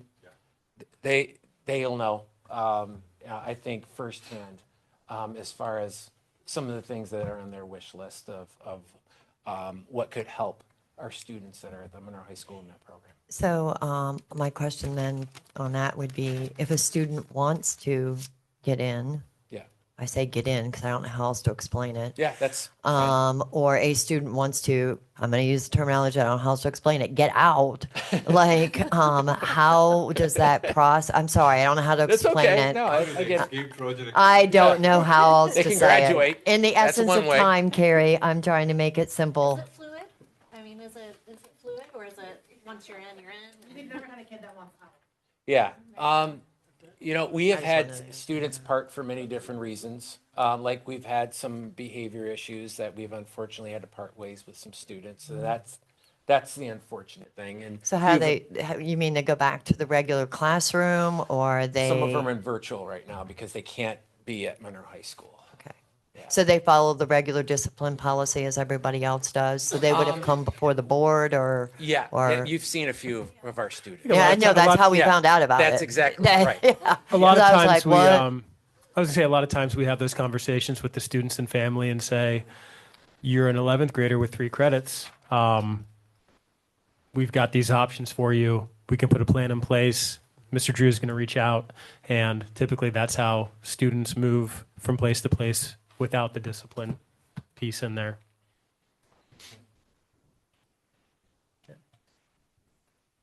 What do you mean without? Well, if a student doesn't if there isn't an incident which triggers discipline, we move students frequently, typically around the trimester time, because at Orchard you can earn a year and a half worth of credits in a calendar year because of the trimester system. So we'll have conversations all the time with students and parents. I have one tomorrow with a 10th grader with 0 credits. So we need to talk about options because we want all our students to graduate on time. And it's not working for some students. I mean, that's just the reality of Monroe High. It's not working for everyone at some point. Yeah. Just clarifying that we're following the protocol for all students equally, regardless of where they're at within the system. Absolutely. You know what I mean? That's what I just focus on, those kind of things, so. Sure. Until we decide that they get in by your rubric, by a conversation with David or someone else as to a better option. Can a student who's heard about it say, I want in and have that opportunity or not? So we score every student. So they have to meet some certain criteria because we are so limited on the number of students in that program. We really look at that criteria to grade out that student to see if they would be eligible. I mean, we would love for more kids to be able to do it. We just don't have the staff to support that. And it's designed specifically for those students that are at risk but we have other options at Monroe Public Schools for students that may have like something similar to what we have. That's what I'm thinking. So if there's a program like you all have, this program that can benefit and you're getting all these great ideas, can that stuff flow out into the regular population? So all students are going to benefit Yeah. from things maybe in a way they didn't before. So that yeah. the need for a school inside of a school or, you know, whatever may decline because all of that's being met elsewhere. Does that make sense? Yes, it makes great sense. Yeah. So a lot of these I wouldn't things- see this program building as much as I would like to see it diminished by the fact that the school is building in protocols for all students. Yes, that's the goal, is we are learning a lot of information about how we're making impacts with students with this trauma-informed learning. And we're not only training the staff within that facility and Trojan Academy, but also other staff members. But you can be in the program even if you haven't been in the midst of a trauma? Or is it only for people that have experienced trauma? Typically, yes. That we're seeing that correlation. If you're not being successful in school, it's due to some life-altering situation. Yeah. Why don't we move on? Thanks, Steve. That's it. That's for it right now. Like, if we're growing, we may see something different, but right now, these 60 students within our 1,200 is what we see for that. So, thank you. Thanks, Thank you, thank you. Yeah, I think so. It's not even a bathroom thing, I promise. A brain break. Okay, we'll take a 5-minute break. It's, right now it's 7:03. We are going to take a 5-minute recess and meet back here at 7:08. Well, what do we got left?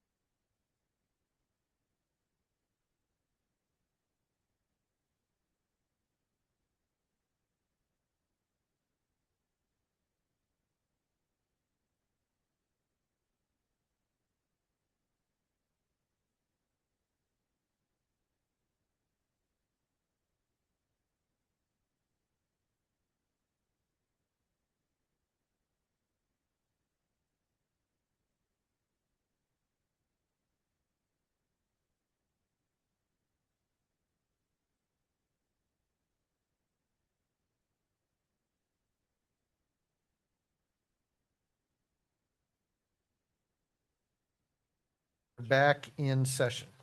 All right, so our next area is where I talked before about credits, letter grades, GPA, CA discussion. We're going to answer one question that was asked by a board member, and that had to do with, is the way Monroe handles the GPA, CA credits practiced by most, some, or none of the districts within Monroe, Wayne counties, or the rest of the state? And so I'm going to turn it over to David. He's going to answer that question, and then he'll also be referencing this document too. David? Thank you, Mr. Shaw. So we conducted a study of high school handbooks across Monroe, Wayne, and one school in Washtenaw County. And that shows that the method Monroe uses to encourage student attendance by linking it to course credit, similar to the credit awarded or CA protocol, is a common practice in the region. Specifically, 9 out of 16 high schools reviewed employ a mechanism that encourages attendance, often including an appeals process, much like the one used at Monroe High School, to resolve grade or credit disputes based on chronic absenteeism. This places Monroe within the majority of local districts utilizing this method. However, a notable group of 7 schools, including Jefferson, Whiteford, Erie Mason, Airport, Flat Rock, Southgate, and Belleville, award high school credit without an attendance requirement built directly into their grading policy. As far as grade minimums and appeals, despite the difference in attendance policies, the districts are in unanimous agreement on the baseline academic requirement. All schools reviewed set the minimum acceptable grade for earning course credit at 60%. The high schools that use an attendance component, such as Woodhaven, Saline, Ida, SMCC, Bedford, Dundee, Grosse Pointe South, Churchill, Livonia, and Gibraltar, typically rely on the appeals process to ensure fairness when a student meets the academic standard but falls short on the attendance requirement. In essence, while Monroe is not alone in its use of attendance protocol for credit, the 60% minimum passing grade is a standardized expectation across all districts surveyed. In addition, we had Superintendent Shaw put out a brief survey to superintendents statewide, and the last document that you had a list of 68 school districts from around the state. It's kind of neat that in one email you can get people far north, might use that protocol in the future. And what we found that almost all of the schools, 58 out of 58 schools, and in this case, 95%, the minimum grade accepted is D minus. Some use rubrics, some have 59.5, obviously for the math people that round up to 60, and one school has some sort of mastery scales or proficiency based. What grading scale best describes your high school? The majority of these are on some sort of traditional grading 4.0 scale, 5.0 weighted scale with advanced placement courses. And then do you have an attendance requirement for students to receive credit? 64.9% said no. 35% of the schools said yes.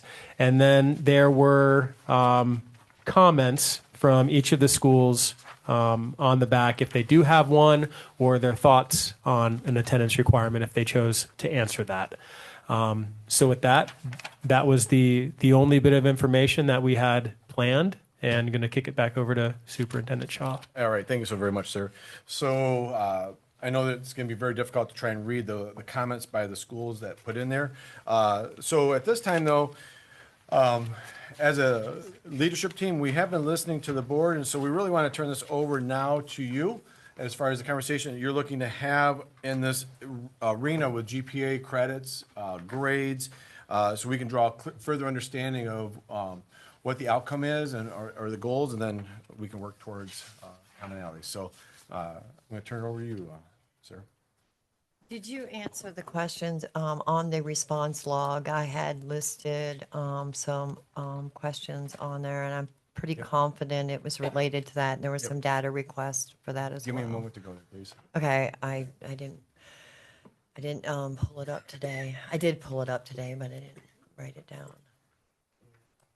I know that the response was, you okay? Good. Your face is like really turning red. He's all right, he's all right. It's kind of warm in here. It is kind of warm in here. Except for Darla. Darla doesn't think it's warm here. Let's look at. Dave, what do you think? I just want to make sure that we're answering all and bringing everything. I'm working on it. I'm going to let you guys start talking so we can I can get that Yeah. for you. Yeah. I think we break it down to two different things, because the first thing was, what is the D minus, whether that was sufficient for a passing grade. And then the other one was the credit awarded. So I think in my conversation, I'd like to have them two separately, because I do see them as separate issues, so as concerns. Well, I think for the D minus, what basically your survey said is that's pretty standard across the state. Yes. Yes. Okay. I don't have nails. I don't have nails. I'm not dying, I'm okay. She can talk. As long as you can talk, I'm fine. Put my arms up. Stacy's a nurse. We can, Yeah. no pressure. So, So do we want to have a discussion on that first? yeah, why don't we, Yeah. let's do that first. Discussion first is Passing the for GPA. the, No, yeah, no, just the D minus passing. for passing the class.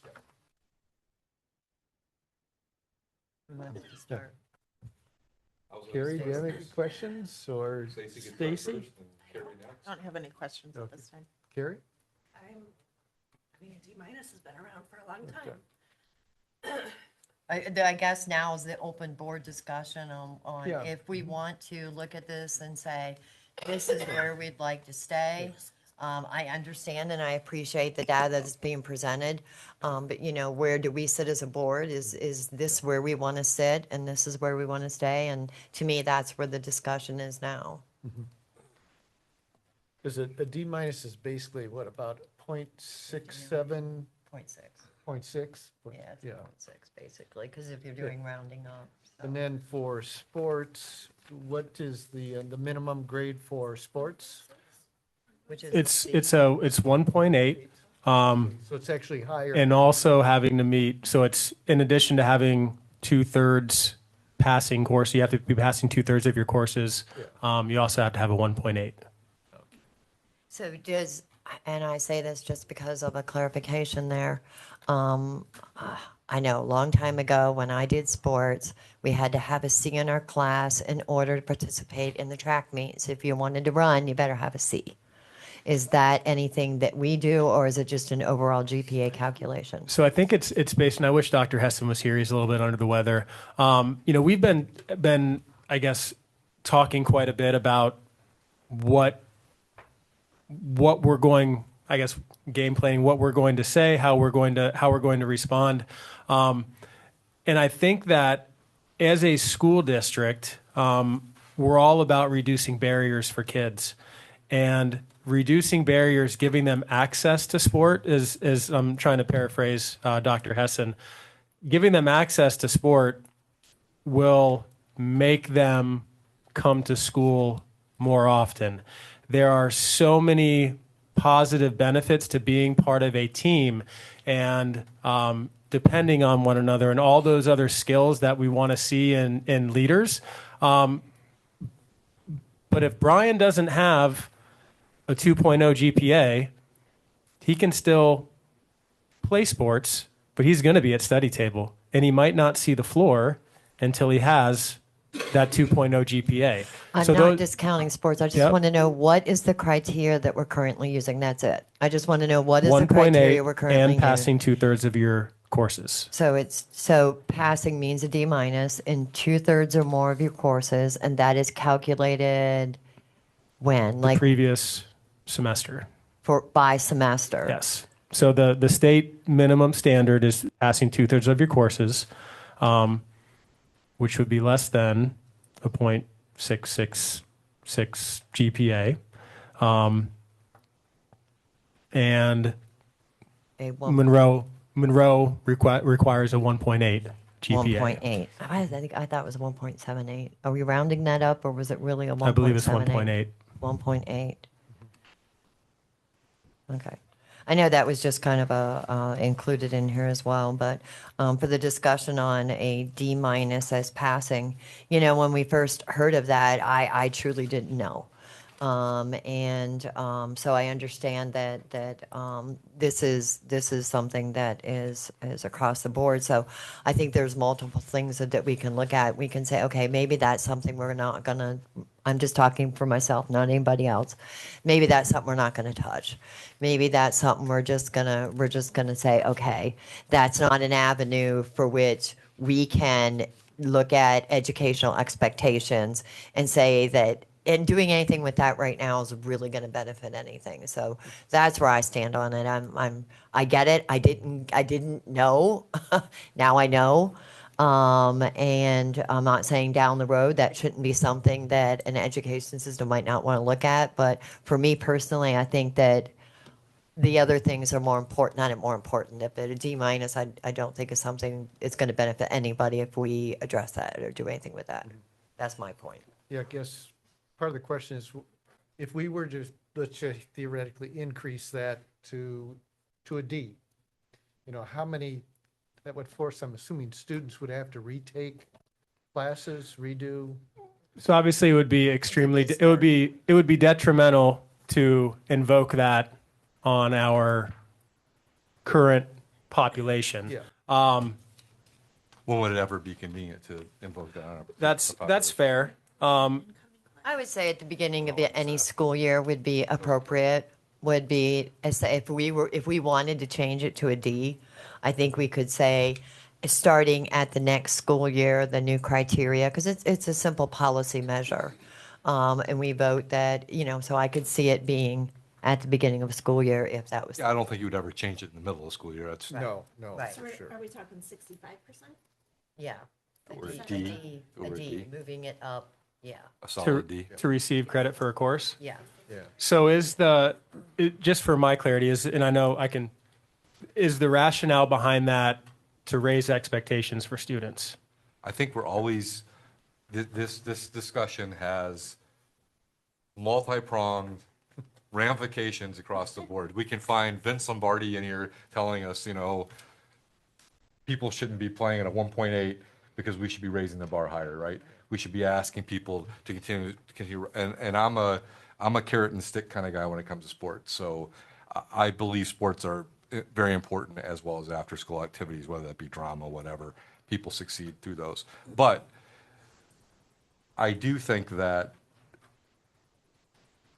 the D minus to me doesn't sit well, but I'm like Darla, I don't really see where addressing that right now is the bigger issue. I think the CRs are the bigger issue right now, the credits and how we dispense the credits different than the grade point average. But I will say that I wish and hope that we would strive. And you said are athletes required to go to study table for what reason? Depends on the team, but in talking with Dr. Hessen in preparation for this, Yes. Coach Smith, basketball, they are of the mindset. I mean, if you ask Dr. Hessen, he'd tell you to your face, I want the MHSAA standard at Monroe High. Passing 2/3 of your courses gets you on a team. Why? Because he's of the belief that he and his coaches can provide the supports and the mechanisms to get you in the building every day. So he doesn't want any GPA requirement. Correct. To be on the team, not to set foot on the court. If We're you not talk going to tackle this tonight, right? because this is a right. whole. It is. You're It going to is. start. You're going to start a whole other ball of wax when you go there. I think the whole sports conversation different. is one in of itself. I think that's different than the D or D minus that we're currently Yeah, talking so about. Something that might help this conversation along is that the grading scale is the grading scale. Our expectations are higher. And a safe space to start is that if we want to really try to raise the bar, you do it on an internal side where any person that participated in any after-school activity has access to it. The expectation is that you carry a 2.0 GPA during that time. And if you don't, then you're at a study table. Then you've eliminated, you don't have to worry, because any student that's taking part in any after-school activity during that time of their activity, they're carrying their 2.0, and if they're not, then they're going to be at a study table, so they're receiving the extra assistance. So then you've already increased the bar and expectations there. What But now you've just joined a sports conversation that I think would be beneficial into an extracurricular criteria. I know. Yeah. I know, So because that now, eliminates- right. so- I just wanted to keep it, the very first thing we decide was whether we want to change the D minus to a D. And I appreciate that conversation because believe me, I'm looking forward to that conversation because I believe the sports conversation needs to happen. I believe the extracurricular conversation needs to happen.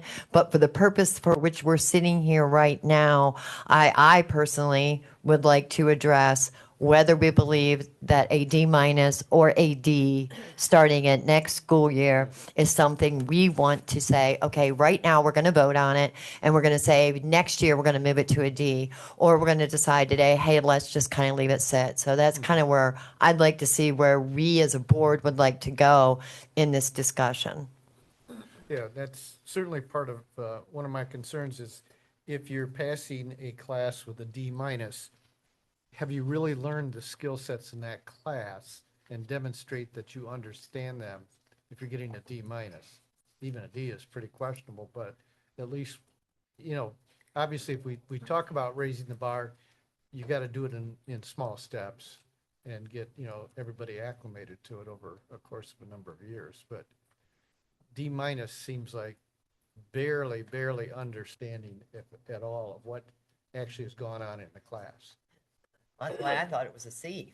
Because I think a C, you got a bigger grasp on it, but we're not going to be able Yeah. to go there. But it's a conversation we can have if we want to say, well, let's look at for the next year, possibly moving it to the D. I mean, Yeah. it is definitely a conversation we can have. Yeah, I guess my question would be, like, we would need to look at some data. We need to look at some real data as far as how many students are living in that yeah. 60 that to range. 65 range. It might not be as many as we think. Was that You know, in and my are we question? talking about only high school? Are we talking about middle school? I thought we were only talking And about then, high school. and then do High we take school. it down further with any 5, 6? Do they get grades now, or are they on that weird 1 and 2 meeting expectations report card? Sixth grade is receiving grades currently. Fifth grade will start receiving grades second trimester. Yeah, so You we're mean the talking A about through F grades? Correct.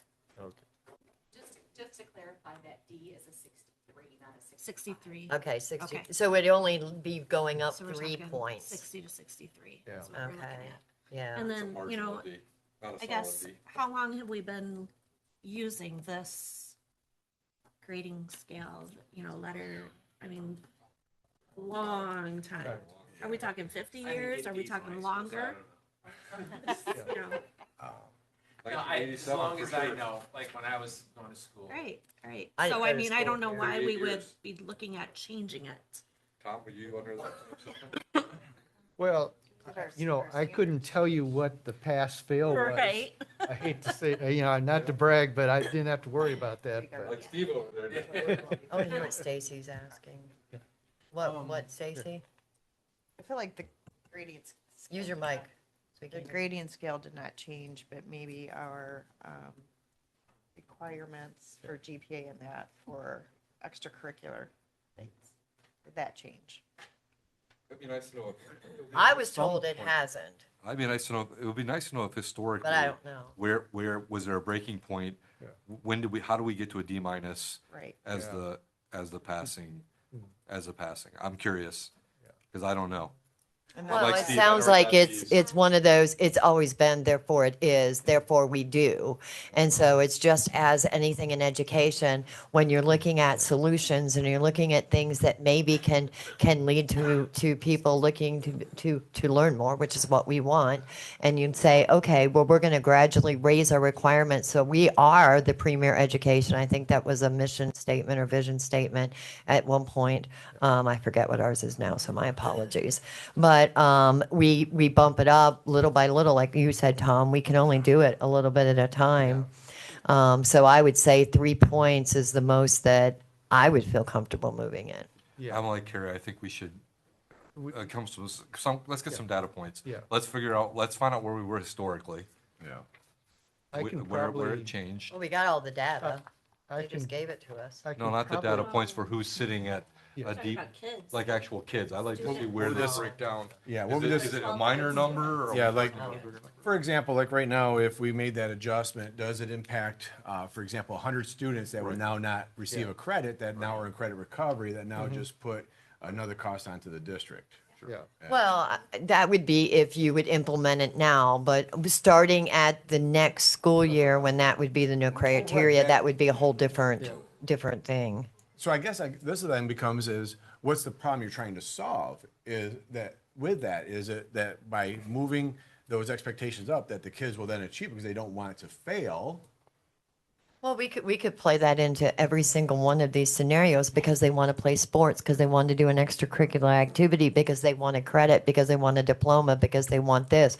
It is all of those things that has been built into a public education system to ensure that we're providing something that is desirable to the student. And those things, I believe, are desirable to students. A grade? A diploma, playing sports, extracurricular activities, those things that are built into the system that helps them to gain an education. And those are the things that help build that, because they want those things. They want a diploma, they want to graduate, they want to do this, they want to do that. So, it's how do we do that? I fully understand what you're saying there. And I'm trying to understand the idea around saying, okay, well, a 60% does not get you a credit, but a 63% or 65% will, from Monroe Public Schools, will issue a credit. What the purpose is for that change, or the thought patterns are for that kind of I change. think that some of this discussion started with, and correct me if I'm wrong, we were concerned that we were graduating seniors who weren't ready for the world.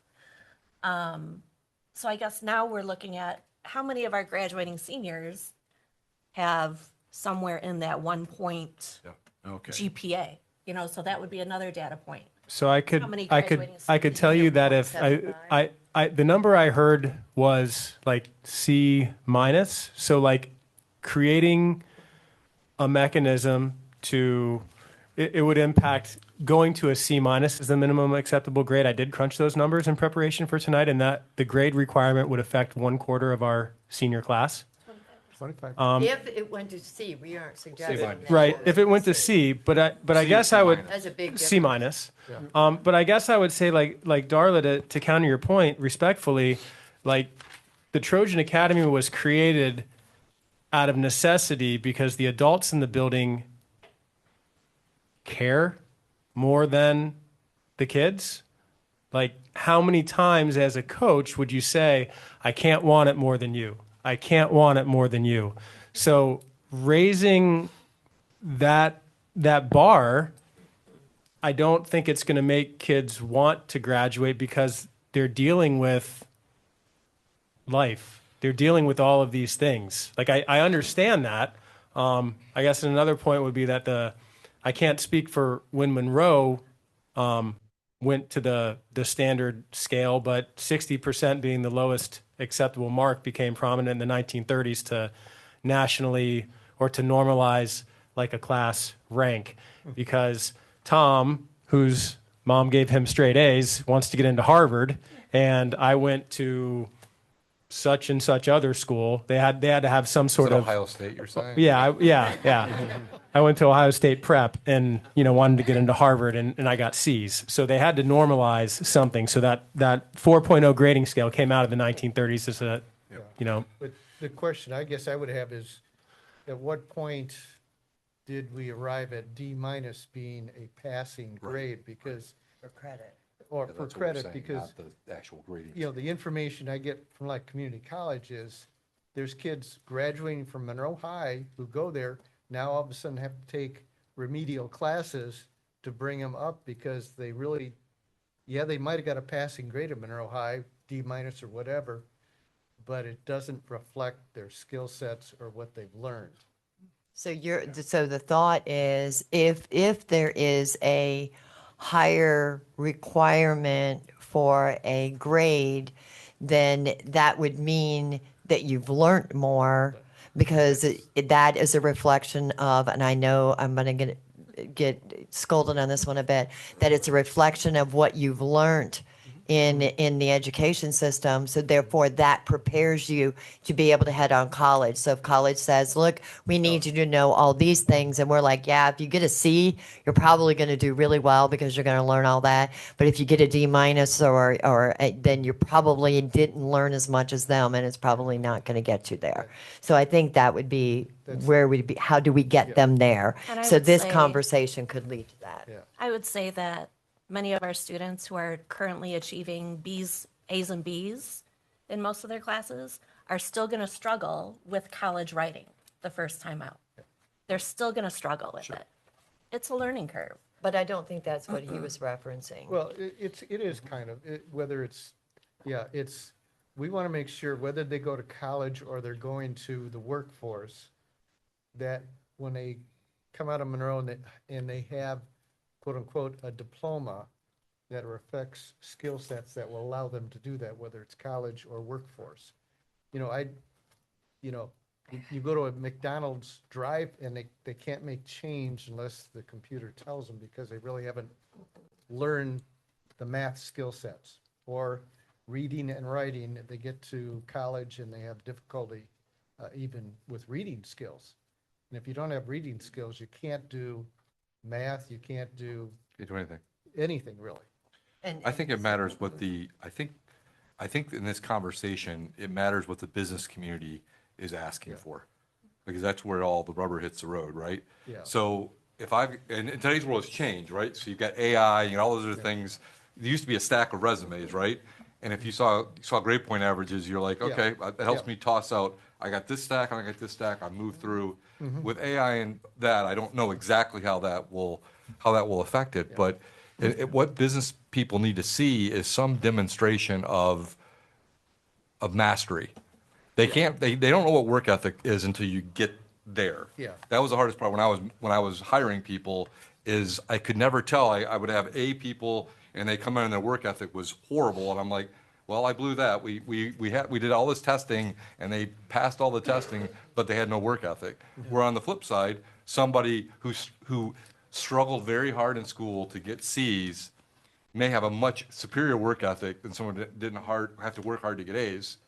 And you can't tell, but there has to be some entry point, because you don't know until they work there. So you can't find about work ethic until they get there.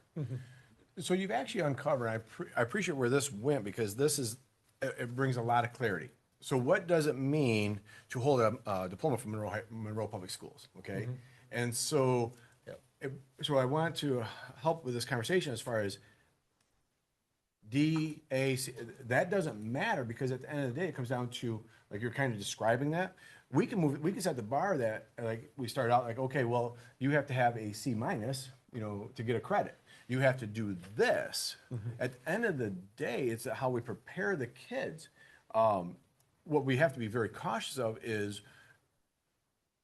we're going to graduate students that are going to have a lower GPA or lower, because there's going to be reasons why that happens. So then all we're going to do then is try and move this here. And we're going to have kids that will not graduate because they're just not going to do the work. They're not going to graduate. So is it more around a conversation of what does it mean if you have a 3.5 GPA at Monroe Public Schools, and what skill sets should you have if you're holding that at the college and or career side of it? But that's what your curriculum spells out, that in our curriculum, because you have to have a work ethic in order to complete everything you do in an education system. That is part of a work ethic. Maybe not how many bricks you're going to go be able to move, but it does show that you have the wherewithal that you're going to put in, which is why I'm a big fan of homework, just so y'all know. I think homework is the greatest thing, then it's a tool that's missing. But where is that work ethic built in? But we're an education system. We issue a diploma, and that diploma is grade-based.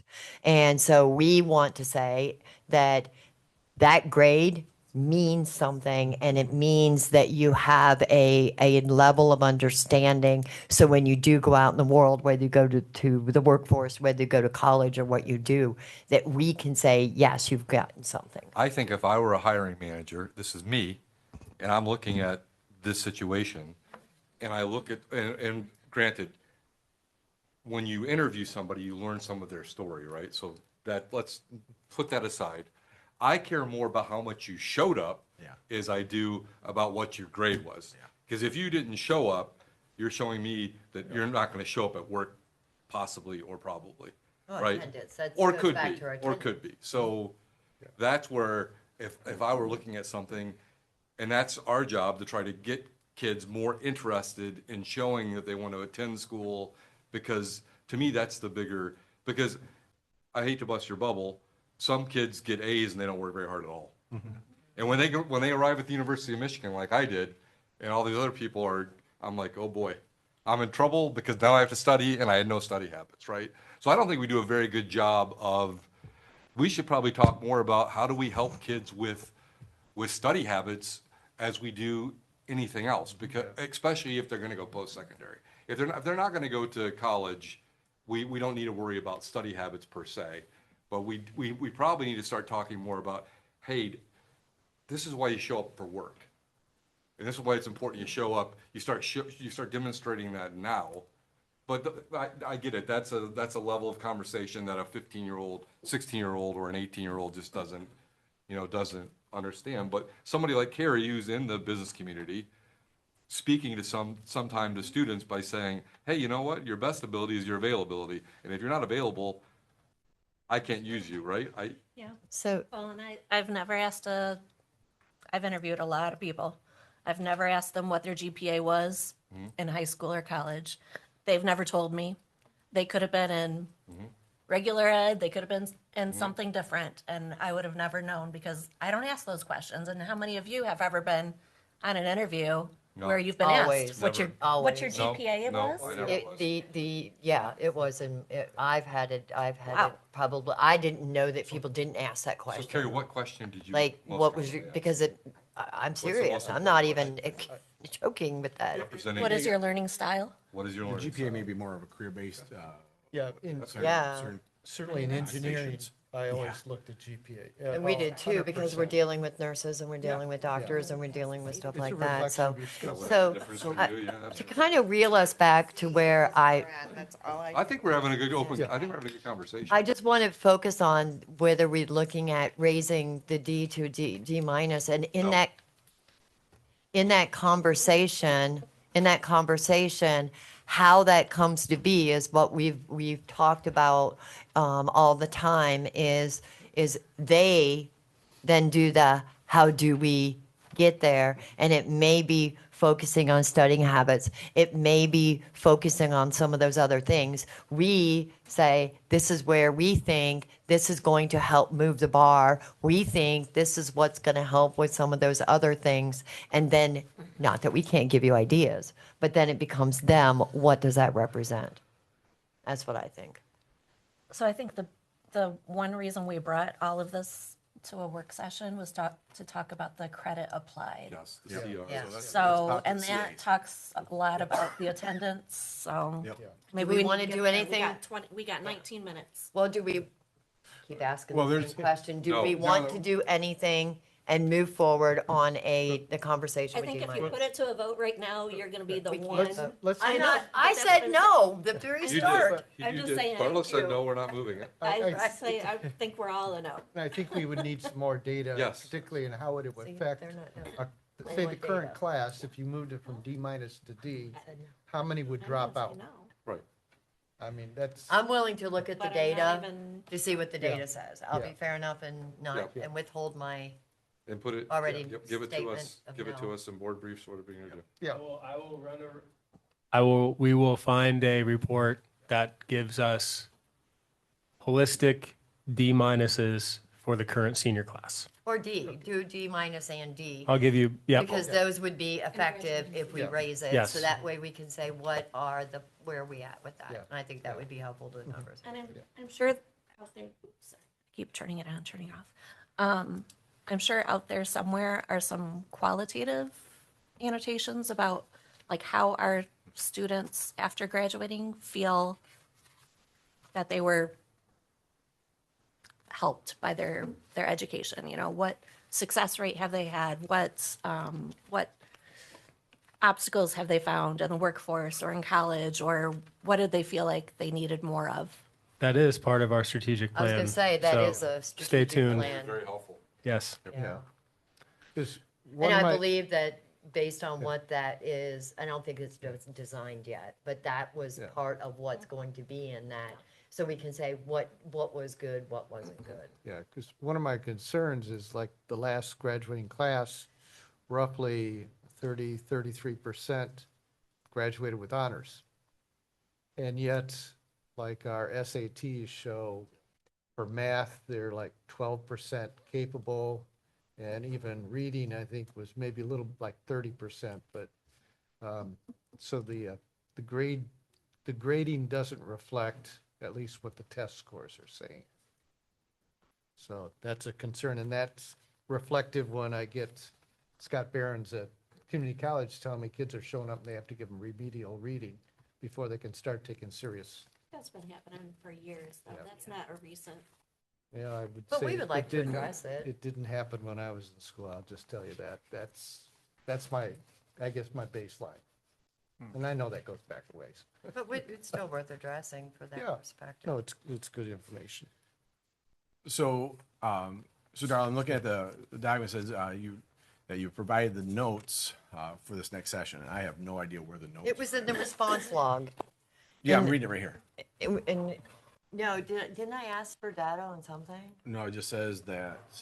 Read the next I know my paragraph notes, over. were provided the next What's the session. next one over? CAs are a big topic with many components of which, we have an impact on not only student outcomes, but also on the metrics of the system itself. It is my hope that this will be on an upcoming agenda as a resolution. Okay, thank you for looking up.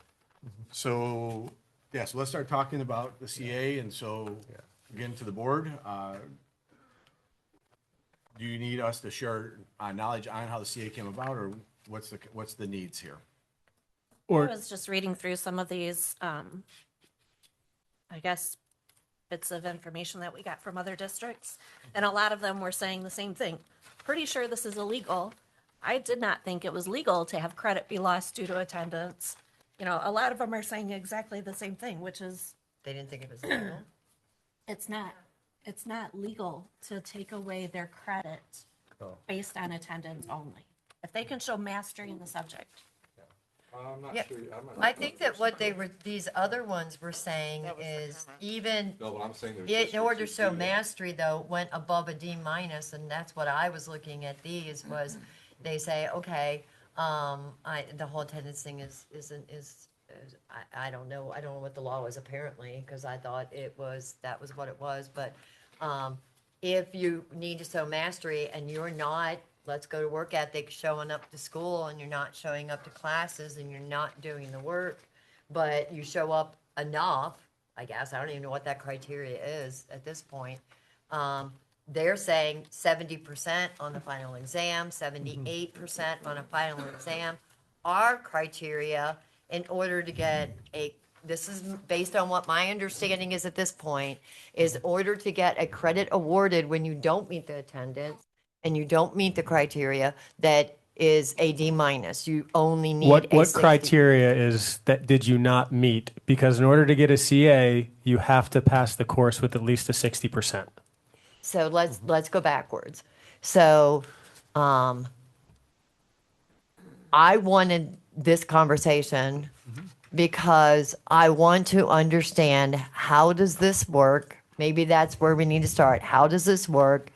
How does it get implemented, and what the ways? Because when we have students that we're requiring, that are going to school, and we're requiring them to meet all this, and then these kids don't go to school, and then they still, you know what I mean? I'm still trying to understand how we're giving credits to kids that don't do it by the traditional way. And before we do that, before we do that, No. before we do that, Carrie made a statement that I find kind of shocking, that you're telling me when Bedford says clearly in their student that you provided for us, Bedford says student accumulates 10 or more absences in a course, he or she will earn a failing final semester grade F for that course. Dundee, absent 11 or more days, automatically receive a letter grade F for class. So you're telling me you think they're violating the law? I'm They saying all said that. these notes from all these other districts, most of them are saying that, I thought this was illegal. I thought this was illegal. Right, but that's not, yeah, they may think it's illegal, but That's what I'm apparently, saying. apparently it's not illegal. You have 2 school districts in the It- county I- who I are would- requiring, am I missing something? You, That's I would exactly say what it said. I would say that you are. I'm I missing mean, something. yes. Okay, go ahead. Go It ahead. is illegal to speed. I do it every day on the record. The Michigan Merit Curriculum explicitly states that credits are awarded based on student level of achievement. That is interpreted not like expressly, but it is implied that if you Know the stuff. Well, know implied it, and expressly are 2 different they things. are very two different If you things, want right? to It litigate said, that as a lawyer, I do sir, not. I don't do believe not. Bedford or Ida or Bedford or Dundee Yep. are violating the law, because if SMC. not, I would believe that someone would have litigated at this Yeah, point. they can do different. They, I'm just, you as a board can I'm do. just going by what we were. You can given. speed, but in my opinion, credits are, Maybe that's a question for Jeremy, that it might be because if you're credits trying are to tell me if awarded. it's illegal, I find it hard to believe there are school districts operating outside the law on something like this. I'm okay, telling you what that's the fine. Michigan Merit Curriculum says. Okay. It's awarded based on Okay. merit and not anything else. I think the CA is a safe place to try and hold kids accountable. That's how it was designed. It does create some inequities, based on Darla achieved a C in the course. I achieved an A. I didn't show up. I get a D or D minus. But that's what it was designed. It was designed to get my butt in the seat because they can't take away my credit. So, yeah, so I will let you all handle the legally side of that. I'm going to go with what our policy is. And I know that we've talked about this before, so someone please clarify our policy on attendance related to credit. Steve, I need you to speak eloquently in that microphone how it works. If you want me. Not including the credit awarded, just straight up, what is the attendance policy and related to credits? Okay. So in order to achieve a grade in a class, a student must have less than 9 unexcused absences in that class.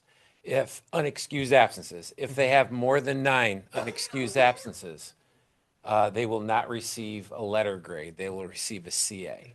A CA does equal a D minus, but on the report card it will say CA. On the transcript it'll be D minus. So that's, so The what, transcript will be D minus? Yes. so I was clarifying, let's put that out there without the CA. Okay. Because that is separate. So you're saying in our policies, credit awarded is defined as what you just described in our policies. Yes. We're gonna have to pull that up then, because I do not know where that is. So, I just don't know where that is. so there's not a board policy. That is, so the board policy is we follow Michigan merit, and we have our A through D minus for issuing of credit. So at some point, in and I know there was conversation about this back, and I think it was like you guys happened This, before you. so make the we, adjustment with the I attendance side. remember this when I was, I think I was a teacher, and Coach Carducci was the principal. It was brought to our attention that we weren't following state law. And we needed to implement a system where we were providing students credit for classes. At the time, the administration didn't feel that they deserved their grade, but just a credit awarded. So that's the way it's been since I've been a teacher. Before that, the students were failing based off of attendance. Now, they And still have we to were achieve told- a certain, 60%, or to get that credit, they still have to demonstrate. Oh, yeah, yes. So You that's, still, there then becomes the That's next given. part. That's why I wanted to get step Correct. one. So step one is if you have more than 10 absences, you don't get a letter grade. if you have correct. more than 10 10 absences, absences, you don't get a letter grade. unexcused absences. Yeah, I'm sorry, unexcused, yeah. yes. Yeah, we don't want to get into, yeah, thank you for clarifying, problem. yes. problem. So in order to get a credit, you must have a letter grade. Without a letter grade, you cannot get a credit. So that would leave, if you don't have a letter grade, you can't get a credit.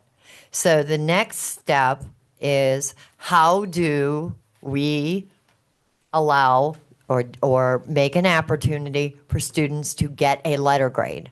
Because that's what they need in order to get a credit, right? So how do they then get a letter grade if they went over 10 absences? So there's where I think the ambiguity comes in, because is it by semester that you have to do this? Is it a final exam? Like some of the schools in here are saying, hey, you got to get 78% on your exam. Is that the end of the semester? Is that the end of the school year? I don't know what they're doing for criteria, but what I've been described as is course content, they need a D minus. So where does that come in? How do they get that D minus? So, Not the CA. I want to know how they get the letter grade. okay, so I'm going to try to play the scenario out. So if Well, it's real. You can't get a credit without a letter grade, and you can't get a letter grade if you miss more than 10 if you have absences. more than, Without a letter grade, because you can test out. That's what we're asking. What is the process to get that letter grade so that you can get the credit? So when you test out of a course, let's say I. That's how you earn a credit. You earn a credit. You don't get a grade, you just earn the credit. And how do you test out? Where do you test out? At a final exam? Well, we can't. No, it's a separate thing altogether. So if you want to come and test out of English 9A, for Yep. example, Yeah. you would Yep. come up to the office and say, to your counselor, I want to test out of English 9A. Okay. They set up the exam for you then, and you have a proctor that gives you the exam, and you either test out or you don't test out. every But class I has did that read up opportunity. on that.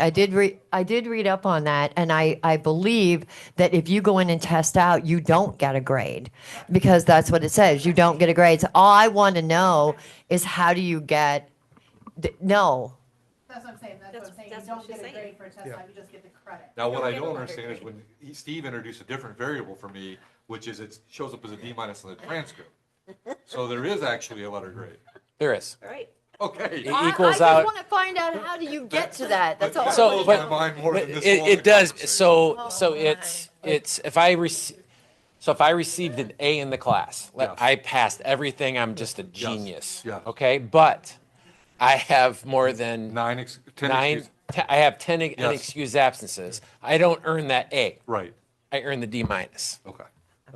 So what I think we're looking at is I also want to know if, let's use another scenario, students that are struggling in the classroom, and we'll bring those cases that we've seen, where everything in their transcript is an F except for CAs.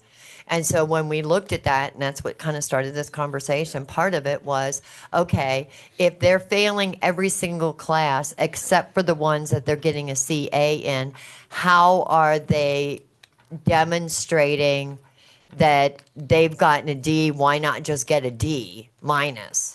Do you know what I'm saying? Because if they missed all those absences, is it only for those classes? Because that's what we said. Well, if you're missing the whole day, it's all the classes. Therefore, how can you be getting Fs when you're not? You know what I mean? Well, Do you see how that all Yeah, doesn't make sense? It does not. Thank you. Thank you. Thank you, Steve. Thank you. I think right now I'm trying to process this. Yes. 8 o'clock's been a long day. So each class is different. They have different circumstances, different standards. So a student may get a D in one class, may get an F in another class. It's all different. But based I'm off of wondering how, circumstances. because with those Fs, they don't get credit awarded. Correct. But in these other classes, so a student that is failing all of their classes doesn't show any demonstrated D minus in any class, you know, if that's our standard or our minimum, they're not showing any of that, but they're getting credits awarded. So that's the scenario for which, how are they getting credit awarded? So they're getting a D minus? They would have still had to earn the D minus. That's my question. Where do you do? Yes, thank you. So And that was the same point when I first asked this a long time ago. remember this, that I think we're battling on something that really, there's not really a battle here because. It's not a battle, it's This- just, no, no. I want to I know. want to bring clarity to it, is that the CA was established as a mechanism to try and get kids to come to school. So they can earn the A. Earn the grade that they had and not have and so they used attendance as a variable to try and make kids start to come and get the grade they had. I think the conversation is more about, what do we do with it? Because is it, well, we got to address the attendance side, but the grade is the grade that you get. So if you show up, you do your work, and you get an A, you get an A. You might miss 40 days, but you got an A. It's kind of hard, I believe.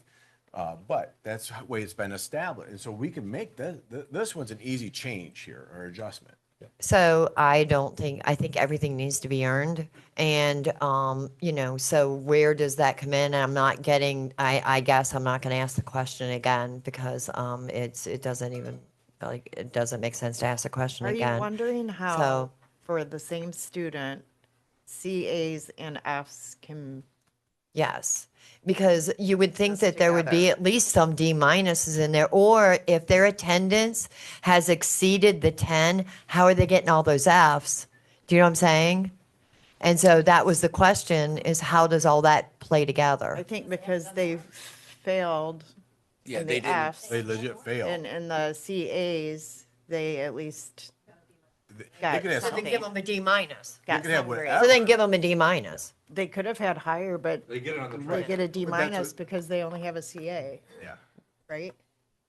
This is good, maybe a Except question for I'm trying to students that are getting understand. all Fs Sure. or getting When we As. say 10 absences. I'm not saying an A, but that's maybe they had a full day C, absence or a class. but it equals a D minus. So it's by class. Okay, so you can have a bunch of CAs for individual classes where they were absent, and yet in that same day, they're attending a class where they get an F.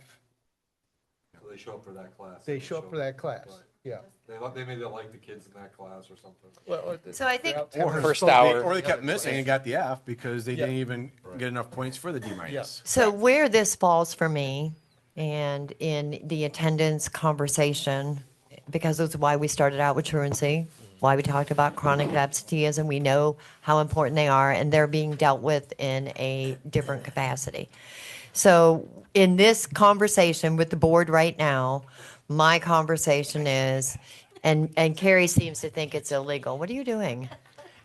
So Carrie seems, so if that's, yeah. I So found if the the case- exact verbiage for you. It is located in our student handbook, by the way. That is where this is all explicitly spelled out.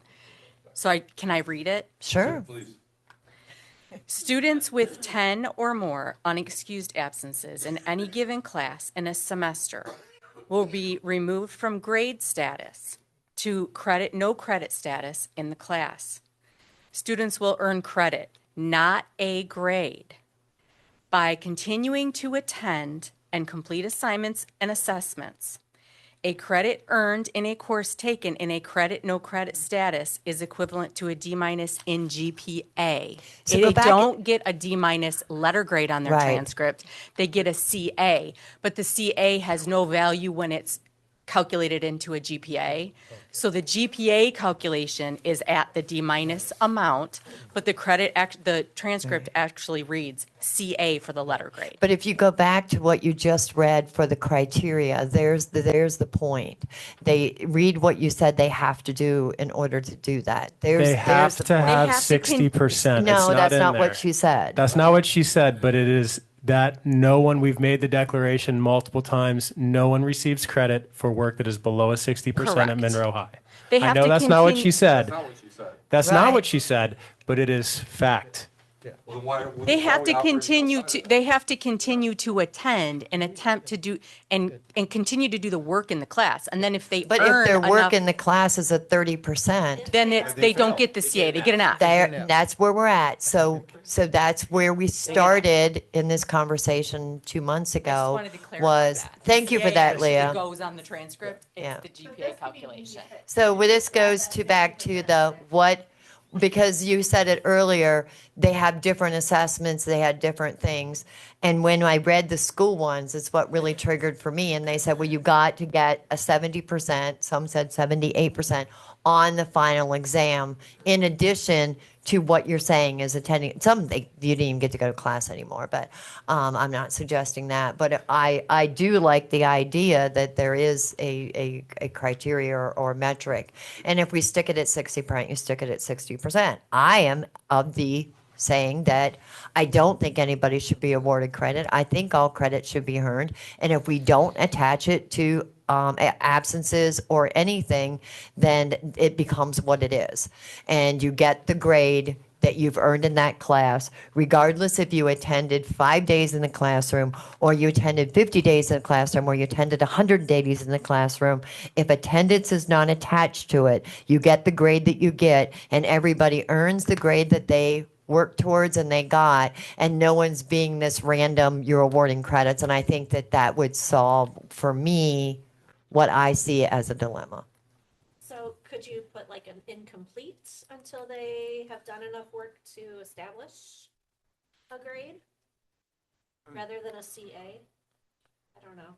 Well, the CA is developed because of attendance. So if we get rid of the attendance policy, we can give, I think that we can give the student an A. yeah. Like that, again, this was developed back when I was a teacher. So that's what the thinking was then. If there are other Because ideas. if you're going by your scenario and you're saying, hey, you could have all these absences, we understand that there's a lot of factors that play into that.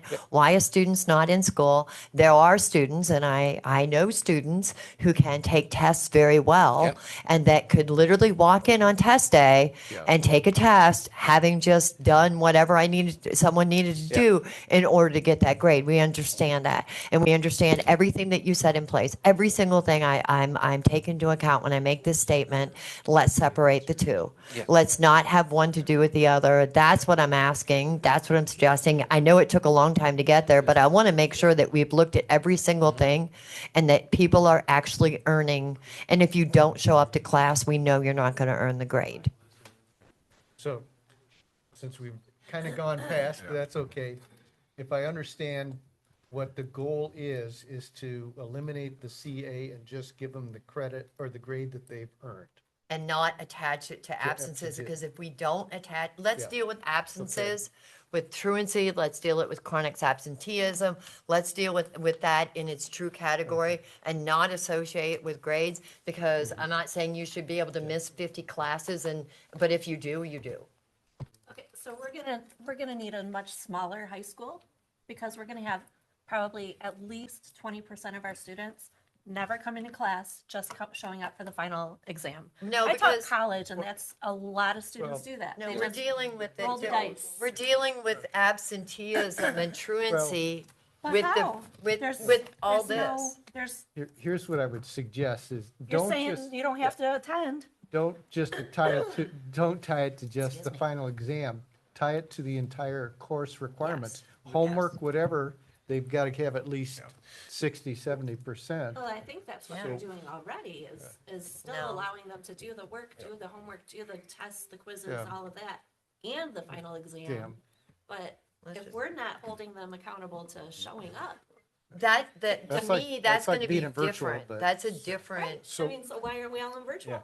Yeah. That's a Well, different. so I think that- that's different that's a conversation. different- that's a- Anyway, it's an idea. That's No, what I so came up with. What I would ask is I think it's this. We've had, we've had these kind of conversations right here with the CA, because we knew this conversation was coming. What I would ask is allow Steve an opportunity to talk with his teachers, because he has some teachers that are gonna come up with really good ideas on how to make that functional back to what you're describing, okay? It's like, okay, what are the risks, what are the rewards to it? Because we're looking at it from this one angle right here. He has people that have been in part of the system for a long time, some a short time, and so then work with that high school staff to go, how would this play out? Because I don't think we want to make a big shift right here, and all of a sudden it opens up a whole lot of other stuff. So if we can just allow Steve a moment of timer here, just to We devise can something do with the that. high school So when staff. was the CA created? When, do you know? Yeah. I was a teacher probably 20 some years ago. I know Kim Dibben pretty well, maybe she would. She would definitely know. Yeah. So I just want to, I think we had, Yeah. I might have misspoke or whatnot. What I'm suggesting is not a final exam. I'm suggesting throughout the school year. Yeah, Yeah. And work on absenteeism, work on chronic. So maybe a suggestion would be, if you want, you have to be there on the day of an exam. We have 3 exams throughout the school year, and you have so many tests that you have to do. You have so much homework you have to turn in. If you meet the criteria, you know, maybe if you don't attend all week, you can't take the exam on Friday. I don't know what y'all come up with, but I'm not suggesting a final exam. Yeah. I'm suggesting stuff throughout the school year doing the work. to deal with absenteeism, gotta to do the deal with truancy, but produce an environment where if we're not raising the D minus, that there's more learning involved. That's all I care about. That's all we all care about. makes That's my sense. idea. We'll Okay. get to work on that. Okay. Absolutely. Yeah. Thanks, Steve. Okay, that really completes our agenda. Do we have any public commentary? Surprisingly not. No? Chelsea? Chelsea, No? you Okay. haven't talked in a Anybody while. have anything to say? Okay, then, can I get a motion to adjourn? Motion to adjourn. Have support? Support. Show of hands? We didn't have any members' comments tonight. We will tomorrow. Yeah. And that concludes our agenda. The Monroe Public Schools Board of Education Special Work Session for Monday, December 8th, 2025 is adjourned, and the time is 8:09. I violated my goal by